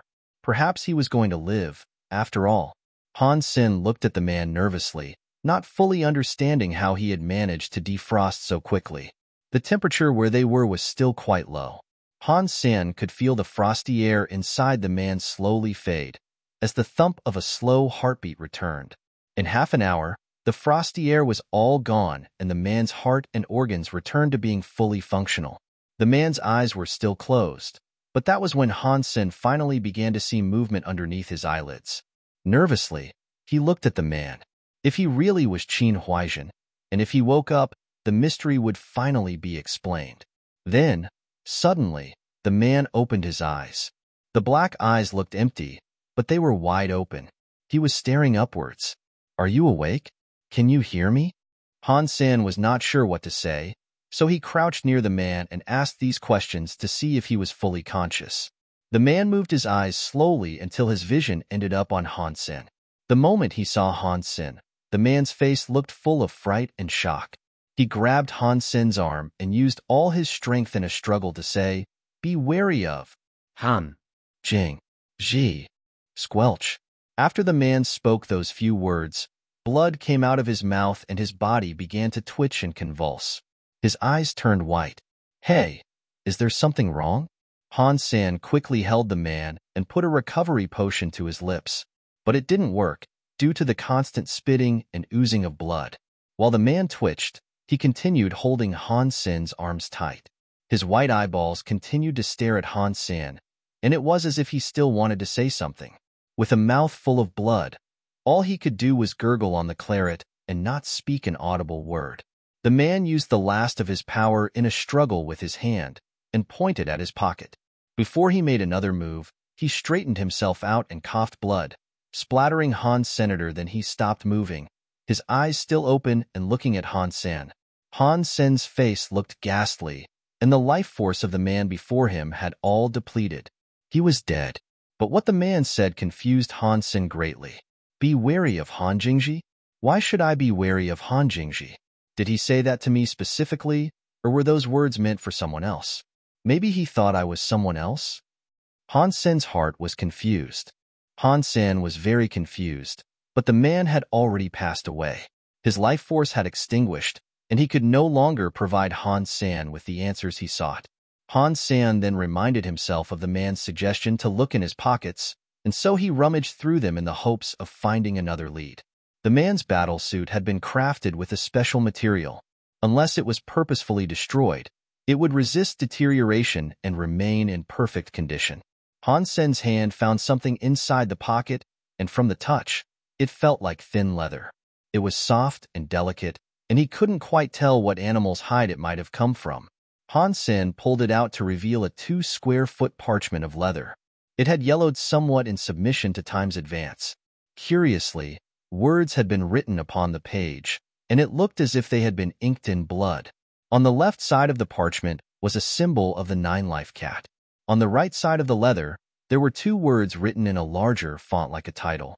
It said, Blood Pulse. The Blood Pulse of the Blood Legion? Han Sen was surprised. Blood Pulse was a tenet of the Blood Legion. Blood Pulse contained records of the Blood Legion's doctrine and some of the mythology that composed their organization.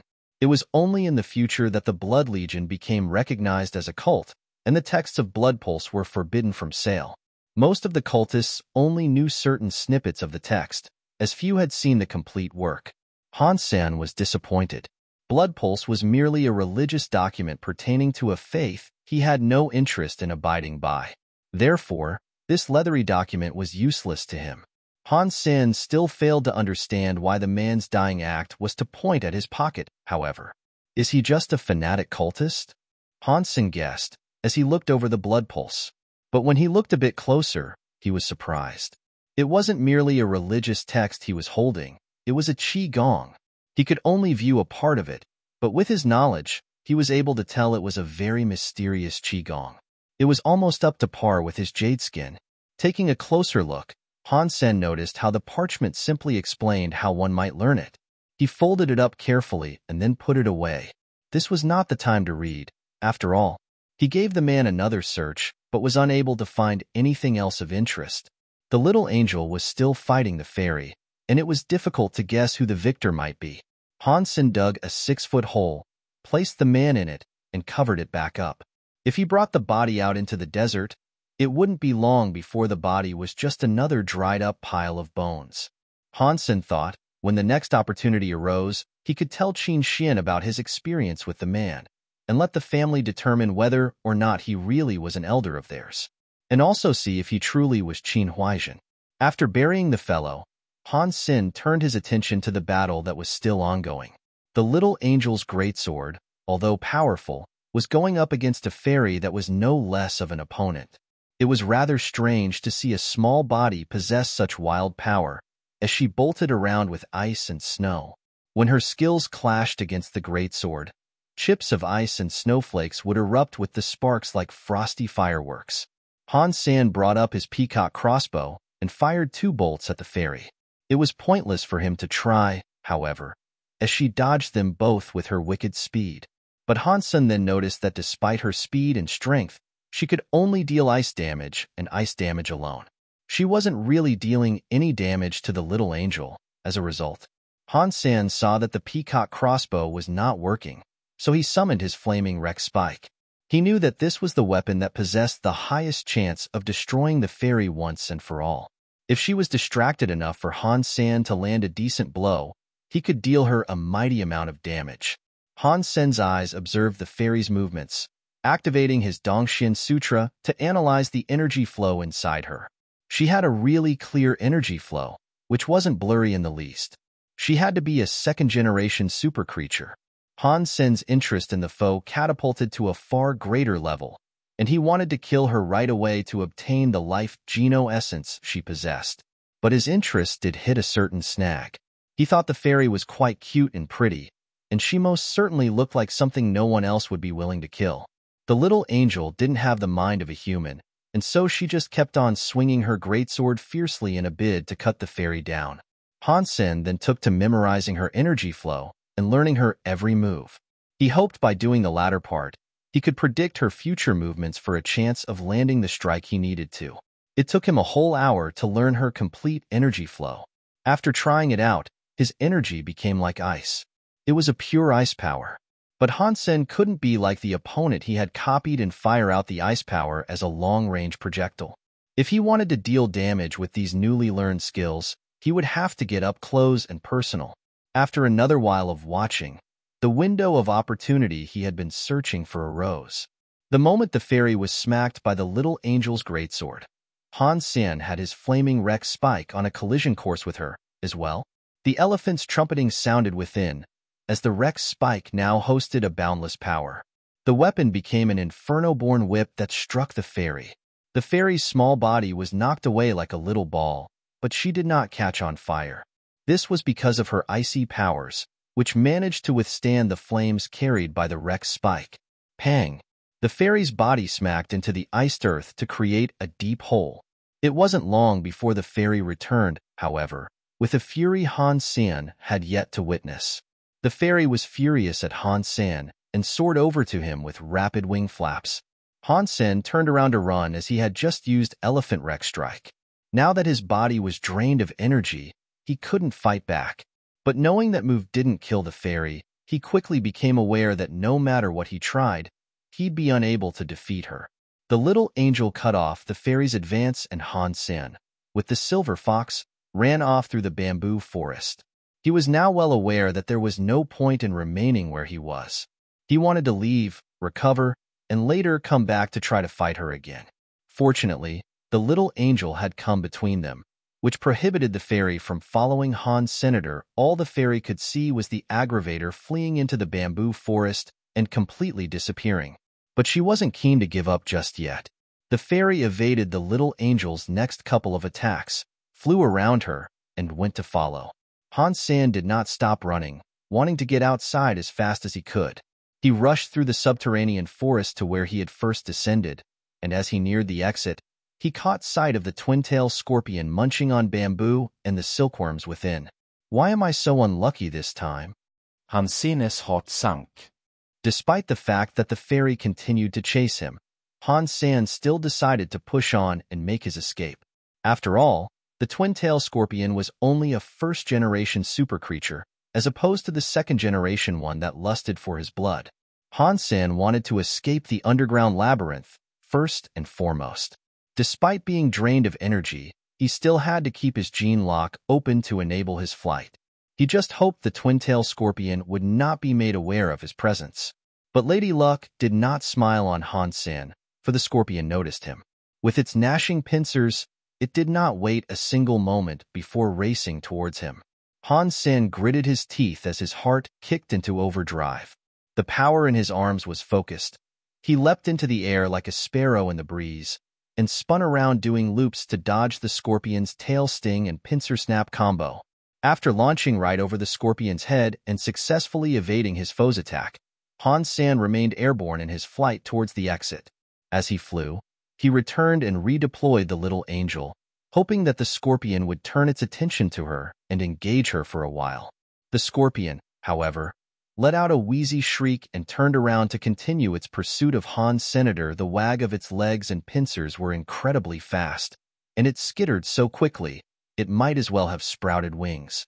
The fairy had caught up now, as well, and it didn't even blink at the scorpion. All she did was fly past it, wholly fixated on Han Sen. Today is not a good day. How can I be this unlucky?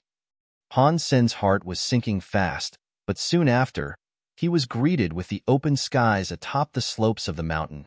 But Han Sen wasn't the only one keen to make an exit, as the fairy and scorpion quickly bolted out of the subterranean labyrinth, as well. Han Sen summoned and redeployed the little angel in response, hoping she could snare the fairy's attention for a time and keep her occupied. Han Sen, in the meantime, took off running in the direction of the Yellowstone City. Through the little angel's suppression of the fairy, Han Sen's gambit was a success, and his nemesis could no longer keep up with him. It was fortunate, for by now, he had slowed.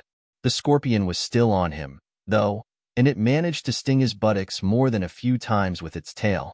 Luckily, he was still clad in his berserk super armor, and this provided the protection he very much needed. Although the tail's stinger managed to pierce through the plate, the subsequent damage was significantly reduced, and the literal pain in his ass just made him shout. The scorpion's tail was very sharp, and if it wasn't for the protection provided by the armor, it would have skewered his entire body. Han Sen's body was exhausted, but he had little time to pay his tiredness heed. On and on, he kept running in the direction of the shelter he had previously departed. It was now in sight, and just that mere glance perked up his rapidly declining spirits. Zhou Yumei had waited 2 whole days for Han Sen's return, but he had yet to show up. She was as mad as she was sad at his absence. Asshole. Horny bastard. Scumbag. I can't believe he just left me hanging like that. I curse him to be eaten by creatures. Zhou Yumei's spirits had rarely dipped so low, and so she just lay slouched on the bench outside the shelter's gates. Being alone for over a year had taken its toll on Zhou Yumei, and her brief interaction with Han Sen made her realize how afraid of being alone she now was. Meeting him was an extremely rare stroke of luck, and although she wasn't particularly fond of his character, his presence still enthused her. At least she did not have to remain under the desert's baking sun, alone. Even arguing with the bad guy was better than being alone, bored to death. What was worse was the fact he had just left without saying a single word. Her eyes were now swelling red at the thought of no goodbye. As Zhou Yumei cursed him to high heaven, she suddenly saw the man running towards her with extreme speed. It made her overjoyed, and she immediately stood up and shouted to Han Sen, "Mr. Asshole, I thought you were gone for good. What brought you back?" Han Sen removed his armor and approached Zhou Yumei like the wind. He didn't say anything to her. He just grabbed her by the waist and carried her inside the city. "You sick pervert, let me go." Zhou Yumei was a little embarrassed and tried to shout as she struggled. "Take a look at what is following me. Do you really want me to leave you as their lunchtime snack?" Han Sen casually told her as he continued to run forward. Zhou Yumei then took a proper look, and she saw the twin-tailed scorpion that ravenously followed. She also saw the little angel further behind, but not the fairy. The fairy was too small for her to see from that distance. But Zhou Yumei quickly understood what was happening, and her face changed as swiftly as one could turn a page. She said, "Big brother, run faster." The scorpion waved its tail as it approached, trying to sting them, and Zhou Yumei's heart leapt at the creature's every attempted strike. With each dodge, a gasp and a tear or two would follow. Han Sen didn't have the time to respond, and simply rushed into the shelter. He turned around to take a look, and noticed that only the scorpion had followed them inside the city. The fairy seemed wary of something, and stopped pursuing them near the gate. She flapped her wings in the air, but did not go inside.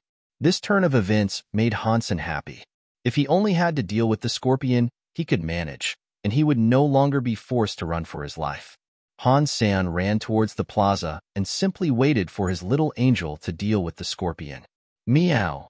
Little Orange saw Zhou Yumei getting chased by the scorpion, and it growled angrily in response. With rage, it rushed towards the creature to engage. "Little Orange," Zhou Yumei worriedly called out. Although Little Orange had jumped onto the scorpion, the foul creature lived up to its namesake and spread its tail in two. With both ends, it stabbed Little Orange, making the cat cry out in pain. "Please save him. Little Orange cannot fight the scorpion. He used to run off whenever we saw it in the past." Zhou Yumei was dribbling tears as she pleaded for Han Sen's aid. Han Sen did not make a move, but the silver fox acted on his behalf and spat out a bolt of silver lightning to nastily strike the scorpion's head. Pang! The scorpion was shaken by the lightning, and Little Orange managed to free itself. But then, Little Orange sunk its teeth into one of the scorpion's tails and made a hissing sound. As it writhed in pain, the twin-tailed scorpion raised its other tail and took aim at Little Orange's head. The silver fox jumped down near the scorpion and bit into the other tail, in a desperate bid to save Little Orange's life. When the little angel finally arrived, she swung her greatsword down on the scorpion's head under Han Sen's command. The shell of its head cracked open, as green fluids squirted out of the crushed carapace. HZZZH. The twin-tailed scorpion hissed and squealed in immense pain. It wagged both of its tails, attempting to shake off Little Orange and the silver fox that clung onto it with their teeth. But it was to no avail, as their teeth had been driven deep and they had a firm grip. The little angel's face looked cold as she raised her greatsword. She brought it down again and lopped off the scorpion's pincers and claws to prevent any more possible attacks. Catcha! The little angel brought the greatsword down upon its head continuously after that, which fully exposed the innards of its head. In one final attack, the little angel clutched the greatsword's hilt with both hands and drove it down right through the head of the scorpion, pinning it to the ground. Roar! The scorpion, as it slowly slipped into the embrace of death, waved its tails quicker than ever and managed to shake Little Orange and the silver fox off. With a few final twitches, it gave up the ghost. Super creature hunted, twin-tailed purple scorpion. The beast's soul has not been acquired. The flesh of this creature is inedible, but you may harvest its life geno essence. Consume its life geno essence to obtain a random numeric amount of super geno points, ranging from 0 to 10. Han Sen heard the announcement and felt a little disheartened. He wanted to wait until the creature gave birth, but now that he'd already killed it, he didn't even get the beast's soul. All he got was a lousy life geno essence. The twin-tailed scorpion disappeared and left behind a dark purple life geno essence on the ground where it once lay. But beside it was something else, a ping-pong-sized purple egg. This perked him right up. Seeing the silver fox with its jaws open, preparing to chow down on the egg, Han Sen commanded the little angel to grab the greedy bastard. The silver fox whined at the little angel in obvious anger. It didn't attack her, though, for it knew how powerful she was. The little angel delivered the purple egg to Han Sen and then returned to the Sea of Soul. The silver fox brushed its head against Han Sen's leg and looked up at Han Sen adoringly, with its eyes wide open. It looked like it was begging. Get out of here. You already ate that narcissus earlier. This is mine. There was no chance he would give the egg to the silver fox, so for now, he just pocketed it. Han Sen could see right through the silver fox. When they first met, the silver fox had acted all adorable and elegant. But over time, after Han Sen had accepted him as a pet, its mouth was revealed to be a cruel, vicious, slobbering munching machine. It'd eat whatever delight it could find without reprieve, and not leave a single morsel for its master.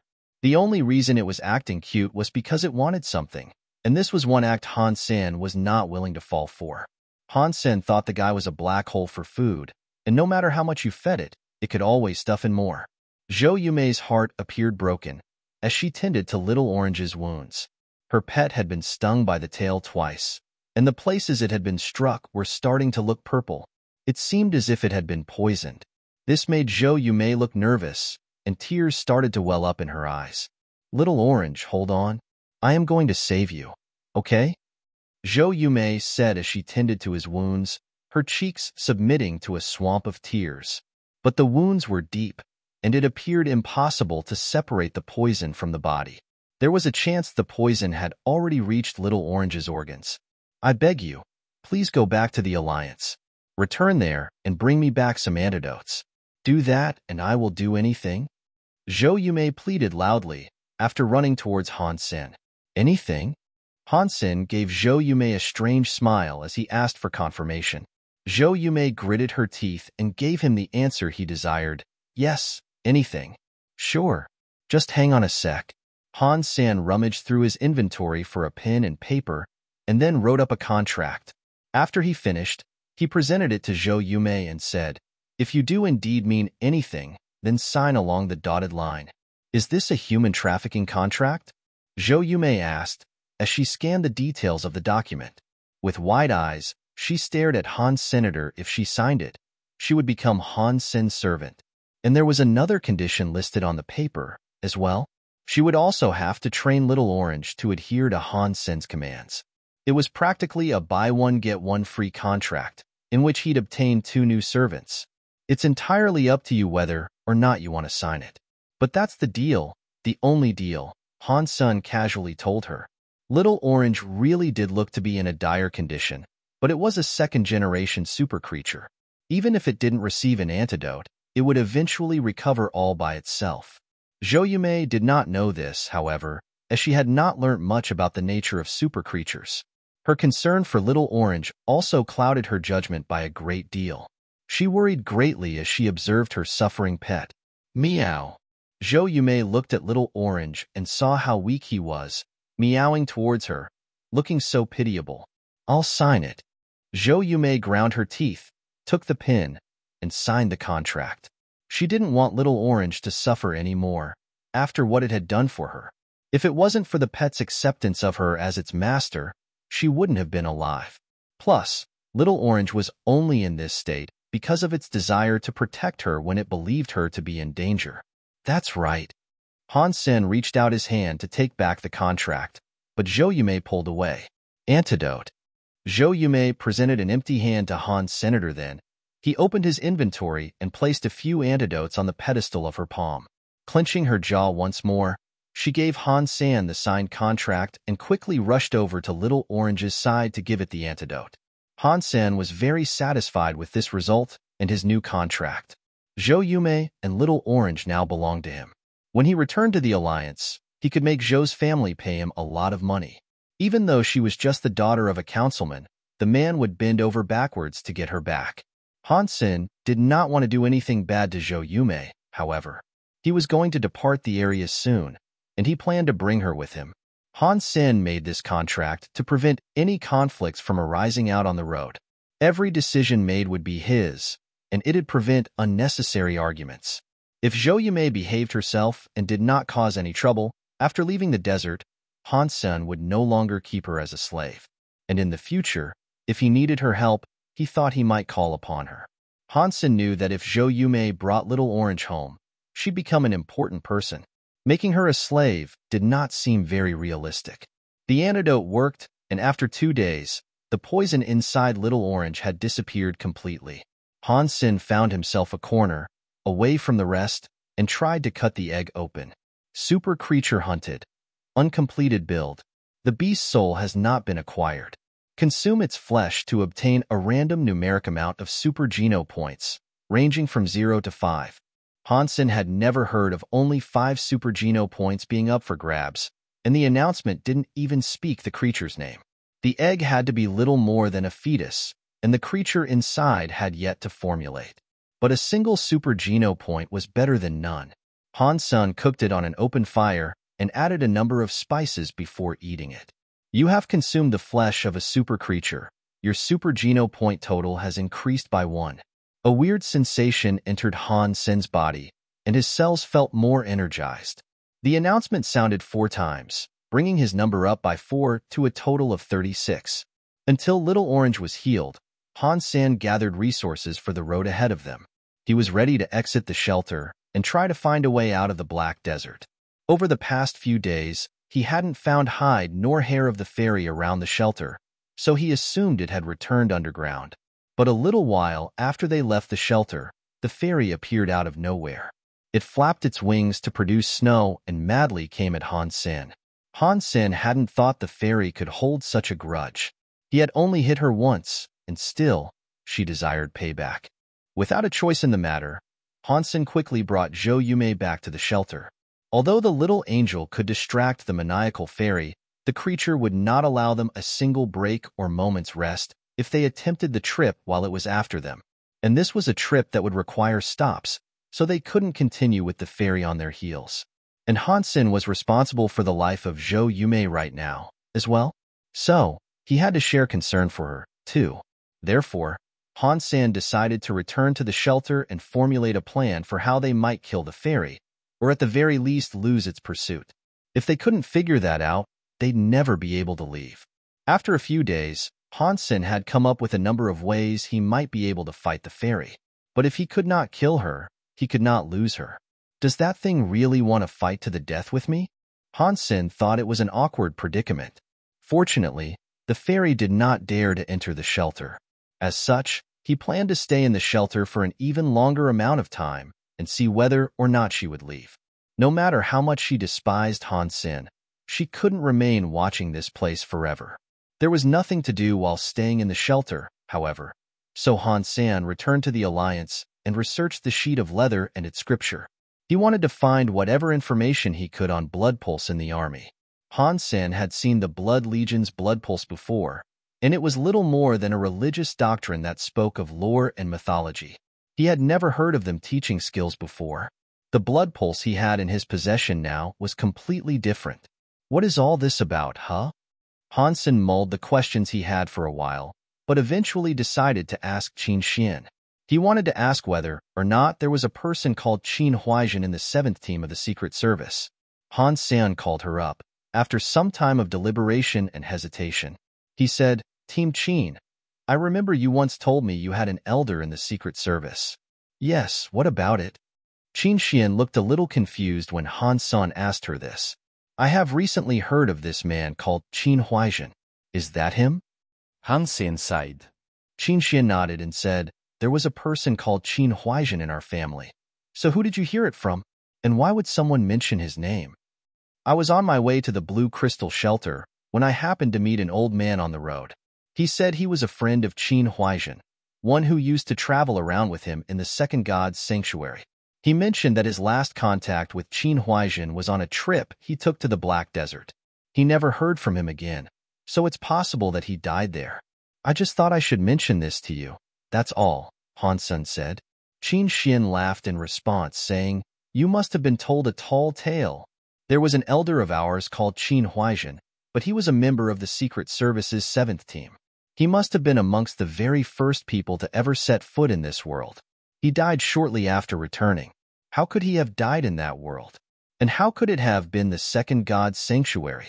Back then, they had only just discovered the existence of God sanctuaries. When he was alive, they didn't even know about the difference in tiers between sanctuaries."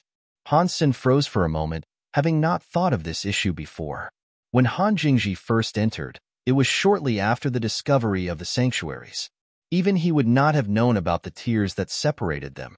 Even if they did know, they couldn't have been there long, and they most certainly couldn't have been in the Second God's Sanctuary already. After returning from the sanctuaries, people died one by one. They didn't return to the sanctuaries, so there was no way they could die there. And they especially couldn't return to the Second God's Sanctuary. But this only added to Han Sen's confusion. If that person was not Qin Huaizhen, who was he? Why would he possess Qin Huaizhen's working license? I must have been fooled then. I apologize. Han Sen kåghed afterwards. Where are you now, anyway? Qin Xian smiled and did not press the issue further. I'm still in the Black Desert. Han Sen did not dare to say he found the body of that man. If it really wasn't Qin Huaizhen, telling her would only confuse her.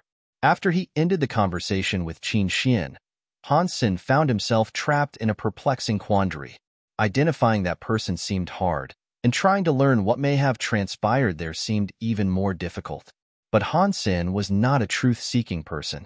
If there was a puzzle that was proving too difficult to solve, he'd rather shelve the issue than continue confusing himself with it. Han Sen did not plan to learn blood pulse. After all, his Dongxian Sutra was one of the best Qigongs. He didn't want to waste time teaching himself a new one that wouldn't produce further benefits. Han Sen was researching the blood pulse to see if there was anything particularly special about it. But after his time reading, Han Sen began to pick up on the fact that blood pulse had a greater depth to it than Jade Skin. While Han Sen had only unlocked one, Jade Skin had 9 tiers he could unlock in total. His Dongxian Sutra had 10 tiers. Blood pulse also had 10 tiers of possible unlocks, which placed it on the same level as the Dongxian Sutra. Through Han Sen's research, he came across the knowledge of a function of blood pulse he thought to be particularly remarkable. Practicing blood pulse could extend your powers with it. The powers you earned could also be genetic, and their traits and benefits could be passed down to your children when they were born. To put it more scientifically, after practicing blood pulse, it would be written down in your genetic code. The generation that followed the learner would be granted the powers when they were born. It was a scary thought. Technology had come so far. It had allowed humans to modify certain genes and cure genetic afflictions that carried across generations. But passing skills to children via their genes was supposedly impossible. Human genes were affected after a few generations or dozens of generations. It was something that humans referred to as evolution. This manner of evolution was rather slow, but the results were easier to see following the discovery of the god's sanctuaries. Every new generation of the sanctuary's inhabitants naturally possessed a greater fitness level. The increases weren't massive, however, and noticeable differences only arose after a few generations. But for the learning of blood pulse to become a natural, genetic gift to your children was quite a shocking aspect. A power like this was scarier than simple gene modification. Heirs of such a talent could be considered cheaters, even. For those who inherited the skill, it would undoubtedly prove to be a big leg up right from the moment they were born. It was like being a few generations ahead of your peers. The leather text Han Sen was reading said that the initiation of blood pulse practice required a blood pulse relic. If you obtained one, only then could you truly begin to learn the skill. Attempting to learn it before getting one of these relics would be a waste of time. Han Sen searched for more and more information concerning the Blood Legion and found a few topics pertaining to Blood Legion relics. Unfortunately, no one else knew what they were either. The only information that was available stated that the Blood Legion relics were gifts given to humans by blood gods. They were typically handed down through the generations by ardent family followers of the Blood Legion. Outsiders were never privy to them, and not even low-level members of the cult could see them. They were reserved for high-ranking members of the Blood Legion only. Although Han Sen would have loved to give his future child a leg up, he had no idea where he might find a relic of his own. And being entirely truthful with himself, he was unsure whether or not this requirement that was stated on the leather parchment was true. He didn't think it was very credible. After showering, Han Sen fancied having some food. Before departing, however, he heard a knock on his door. It was Ji Yinran. "My captain, how have you found the time to visit me in my little cottage?" Han Sen gästade, smiling. Ji Yinran looked strange on this day, though, and it didn't seem as if she was in the mood to play along with Han Sen's jokes. She eyed him weirdly, and it was as if she wanted to tell him something, but for some reason, a phantom force held her tongue. "Yinran, what has happened?" Han Sen rarely saw Ji Yinran in such a condition, and this worried him. He immediately held her hand and drew her in close. "What happened, baby? Don't scare me like this." Han Sen was panicking, having never seen Ji Yinran's face like so. Ji Yinran clenched her jaw. In response to Han Sen's pleading, she turned around and said with a voice as quiet and strained as a mosquito, "My grandfather wants to see you." It was as if her voice hit a mute button as her sentence trailed off. Her cheeks were red, as if they had been set ablaze. "Your grandfather? What does he want to see me for?" Han Sen was surprised. "Nothing. But if you don't want to go, that's fine. And if so, I will return." After Ji Yinran said that, she ran off in haste and did not look back. Han Sen watched her go in a daze, and he didn't even have the time to think about what just happened. What is going on? Her grandpa wants to meet me? Her grandpa is one of the few demigods. Why would he want to meet me? Is it because of the life geno essence or my little angel? Han Sen mulled over these questions while he gave chase to Ji Yinran.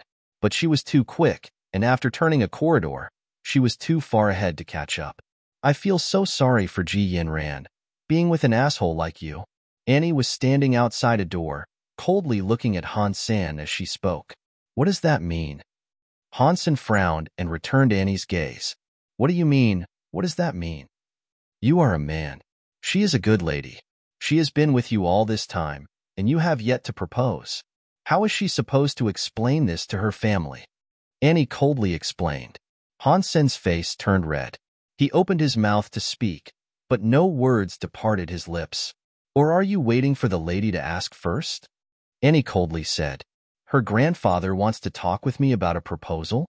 Han Sen asked, shocked, as he had no experience in these sorts of things. "Discuss a proposal with him? He'll kill you." Annie looked at Han Sen as if she was observing an idiot. "Sister Annie, you know I have no experience with these matters." Why don't you offer me some guidance? If you do, I promise to repay your kindness. Han Sen quickly pleaded with Annie, due to his complete lack of knowledge of the subject.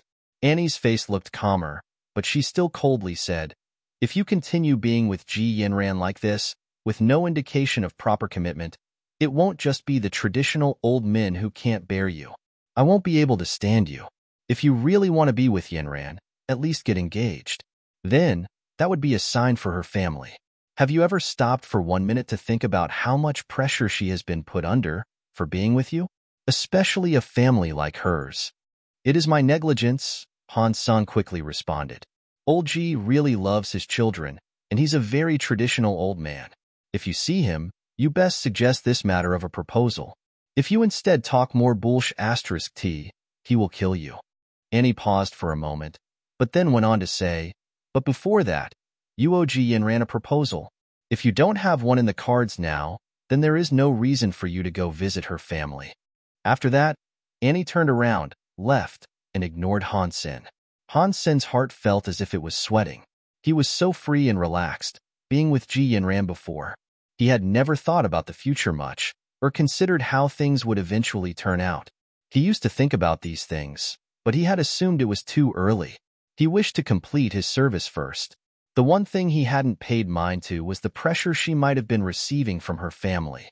"This was my own fault," Han Sen blamed himself. He really did want to live and be with Ji Yinran.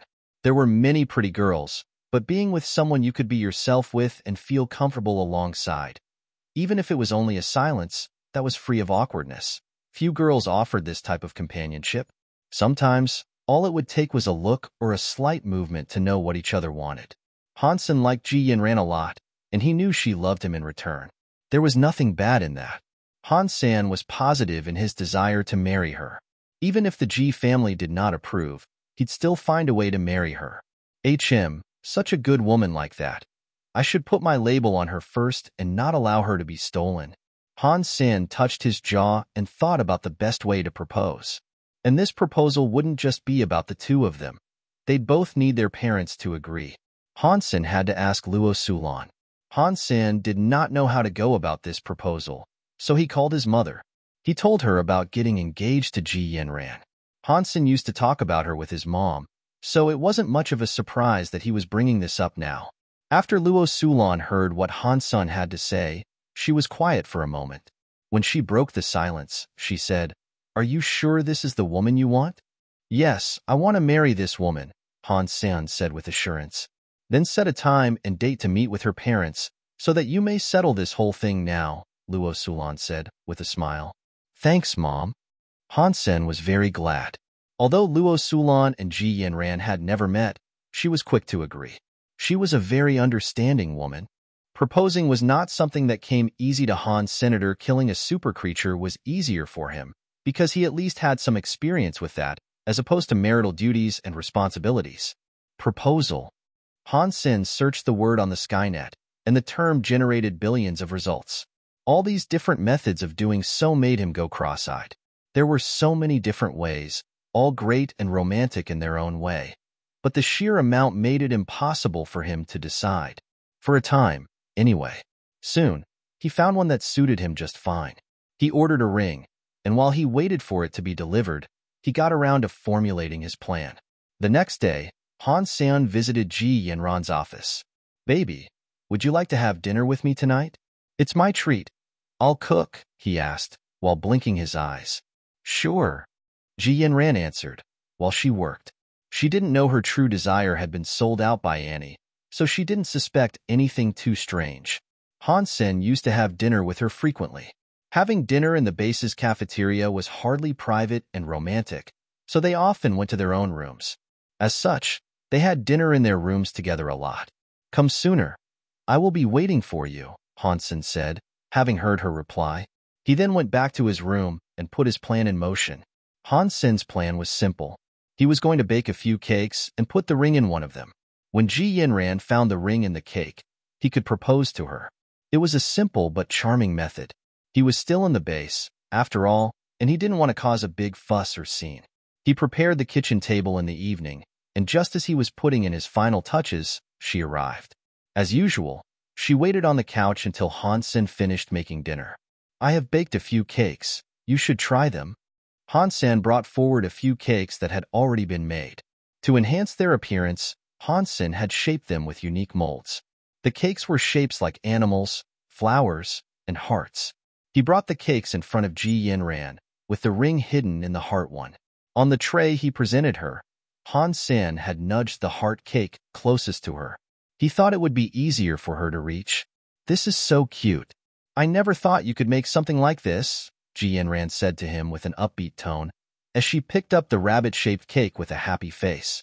There are many things I can do and make that you are not yet aware of. You will know of these in the future, I am sure. Han Sen didn't mind her incorrect choice. He knew she enjoyed her desserts, and because of their relatively small size, he knew Ji Yinran would end up eating a few more. It's pretty good. Ji Yinran licked her fingers after eating the cake, showing that she really enjoyed it. Then, she reached her hand out and selected another cake. This turtle looks so cute as well. Ji Yinran picked her second cake, and it wasn't the heart again. Yes, it is, Han Sen agreed, as the joy and anticipation in his heart fell back a notch. What are you standing around watching me for? Shouldn't you be in the kitchen, finishing off dinner? Ji Yinran gave Han Sen a strange look. I'm waiting for you to review each of my cakes. Han Sen softly smiled. They are sweet and soft. You should make a few more in the future, Ji Yinran said, after having a bite. And Han Sen asked. That's it. Now go make dinner. Once we're done, I still need to go back to work, Ji Yinran said, with a tone that suggested a bit of hurry. Han Sen did not want to spoil the hidden ring, since he wanted it to be a surprise. Quietly, he returned to the kitchen with disappointment in his heart. To himself, he said, I really am inexperienced. Why would I create so many cakes for her? I should have only made 2. It was too late for him to regret it right now, however. Standing in the kitchen, he activated his gene lock to watch Ji Yinran. If she discovered the ring, he could run over there at once and pop the question. After eating the second cake, Ji Yinran reached for another one. As was stated previously, she really did love desserts, even if they didn't follow dinner. The cakes only took 2 bites to finish, too, and it was easy for people to eat a few at a time, especially her. But this time, Ji Yinran did not pick one of her own choice. She had started reading a book, and she let her hand reach out for one. Heart, heart, heart. Get the heart? No. Han Sen prayed harder than he ever had, as sweat dripped from his forehead in anticipation. He tried willing her to go for the heart, but she ended up selecting the flower. When Ji Yinran finished that cake, her hungry hands slithered around the tray for more. He clenched his fist, forgoing a desire to pray. This time, he wanted to truly bend the will of her mind to his own. But Ji Yinran did not choose the heart again. Pang! Han Sen punched the sink as his heart started to tear in two. He thought, the odds are all wrong. How can she not have chosen it yet? What are you doing in there? Ji Yinran asked, after hearing a noise. Nothing. Continue to eat, my love.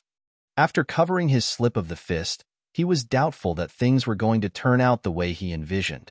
There were 8 cakes in total, and if she didn't choose the right one soon, she'd be full before she could try them all. Han Sen wanted to slap himself silly. He questioned the decision that led to him making 8. I need to learn from my mistakes and do better next time. Han Sen changed his mind, opting to not do a proposal next time. If this happened again, things could only get worse. Han Sen was so nervous in the kitchen, watching Ji Yinran finishing her current cake. He had yet to come up with a solution. After she gobbled it up, Han Sen suddenly thought of a way. He quickly ran out and picked up the heart cake in front of her. Han Sen had no other choice. This was what he had to do. I can't. I'm so full. If I eat any more, I won't be able to fit in my dinner. Ji Yinran pleaded as she rubbed her tummy. Han Sen felt doomed hearing this. His entire body froze stiff in front of her. Please, eat another one. Han Sen brought the heart cake in front of her mouth and told her, with a pitiable look. Ji Yinran, seeing Han Sen's face, would have felt bad rejecting it. She accepted the heart cake and had a tiny nibble. Eat it. Eat it. Han Sen's heart was calling to the high heavens. He stared at her lips like he had a fever. The moment her teeth discovered the ring, he would drop down on his knees and propose. Ji Yanran really had eaten too much, though, and all she had was a rabbit-like nibble. She gnawed at the cake slowly, and it looked like it would take a while for her to reach the ring. Han Sen was growing impatient, and so he gulped his saliva. Ji Yanran noticed Han Sen's intense stare at her lips, and even the little swallows she made. Her face went red, thinking he was hungry himself, not for food, but for sex. It had been a long time since they last did it. After all, she had been busily working in recent times, and not spent much time with Han Senator. Suddenly, Ji Yanran grabbed Han Sen by the neck and started kissing him. Han Sen was frozen, unsure what was going on. Seeing that the ring was close to being discovered, and having the situation suddenly turn to this was confusing. But Ji Yanran was on fire. Her hands wriggled their way into his pants and grabbed his Rex spike. It had been so long since Han Sen touched a woman.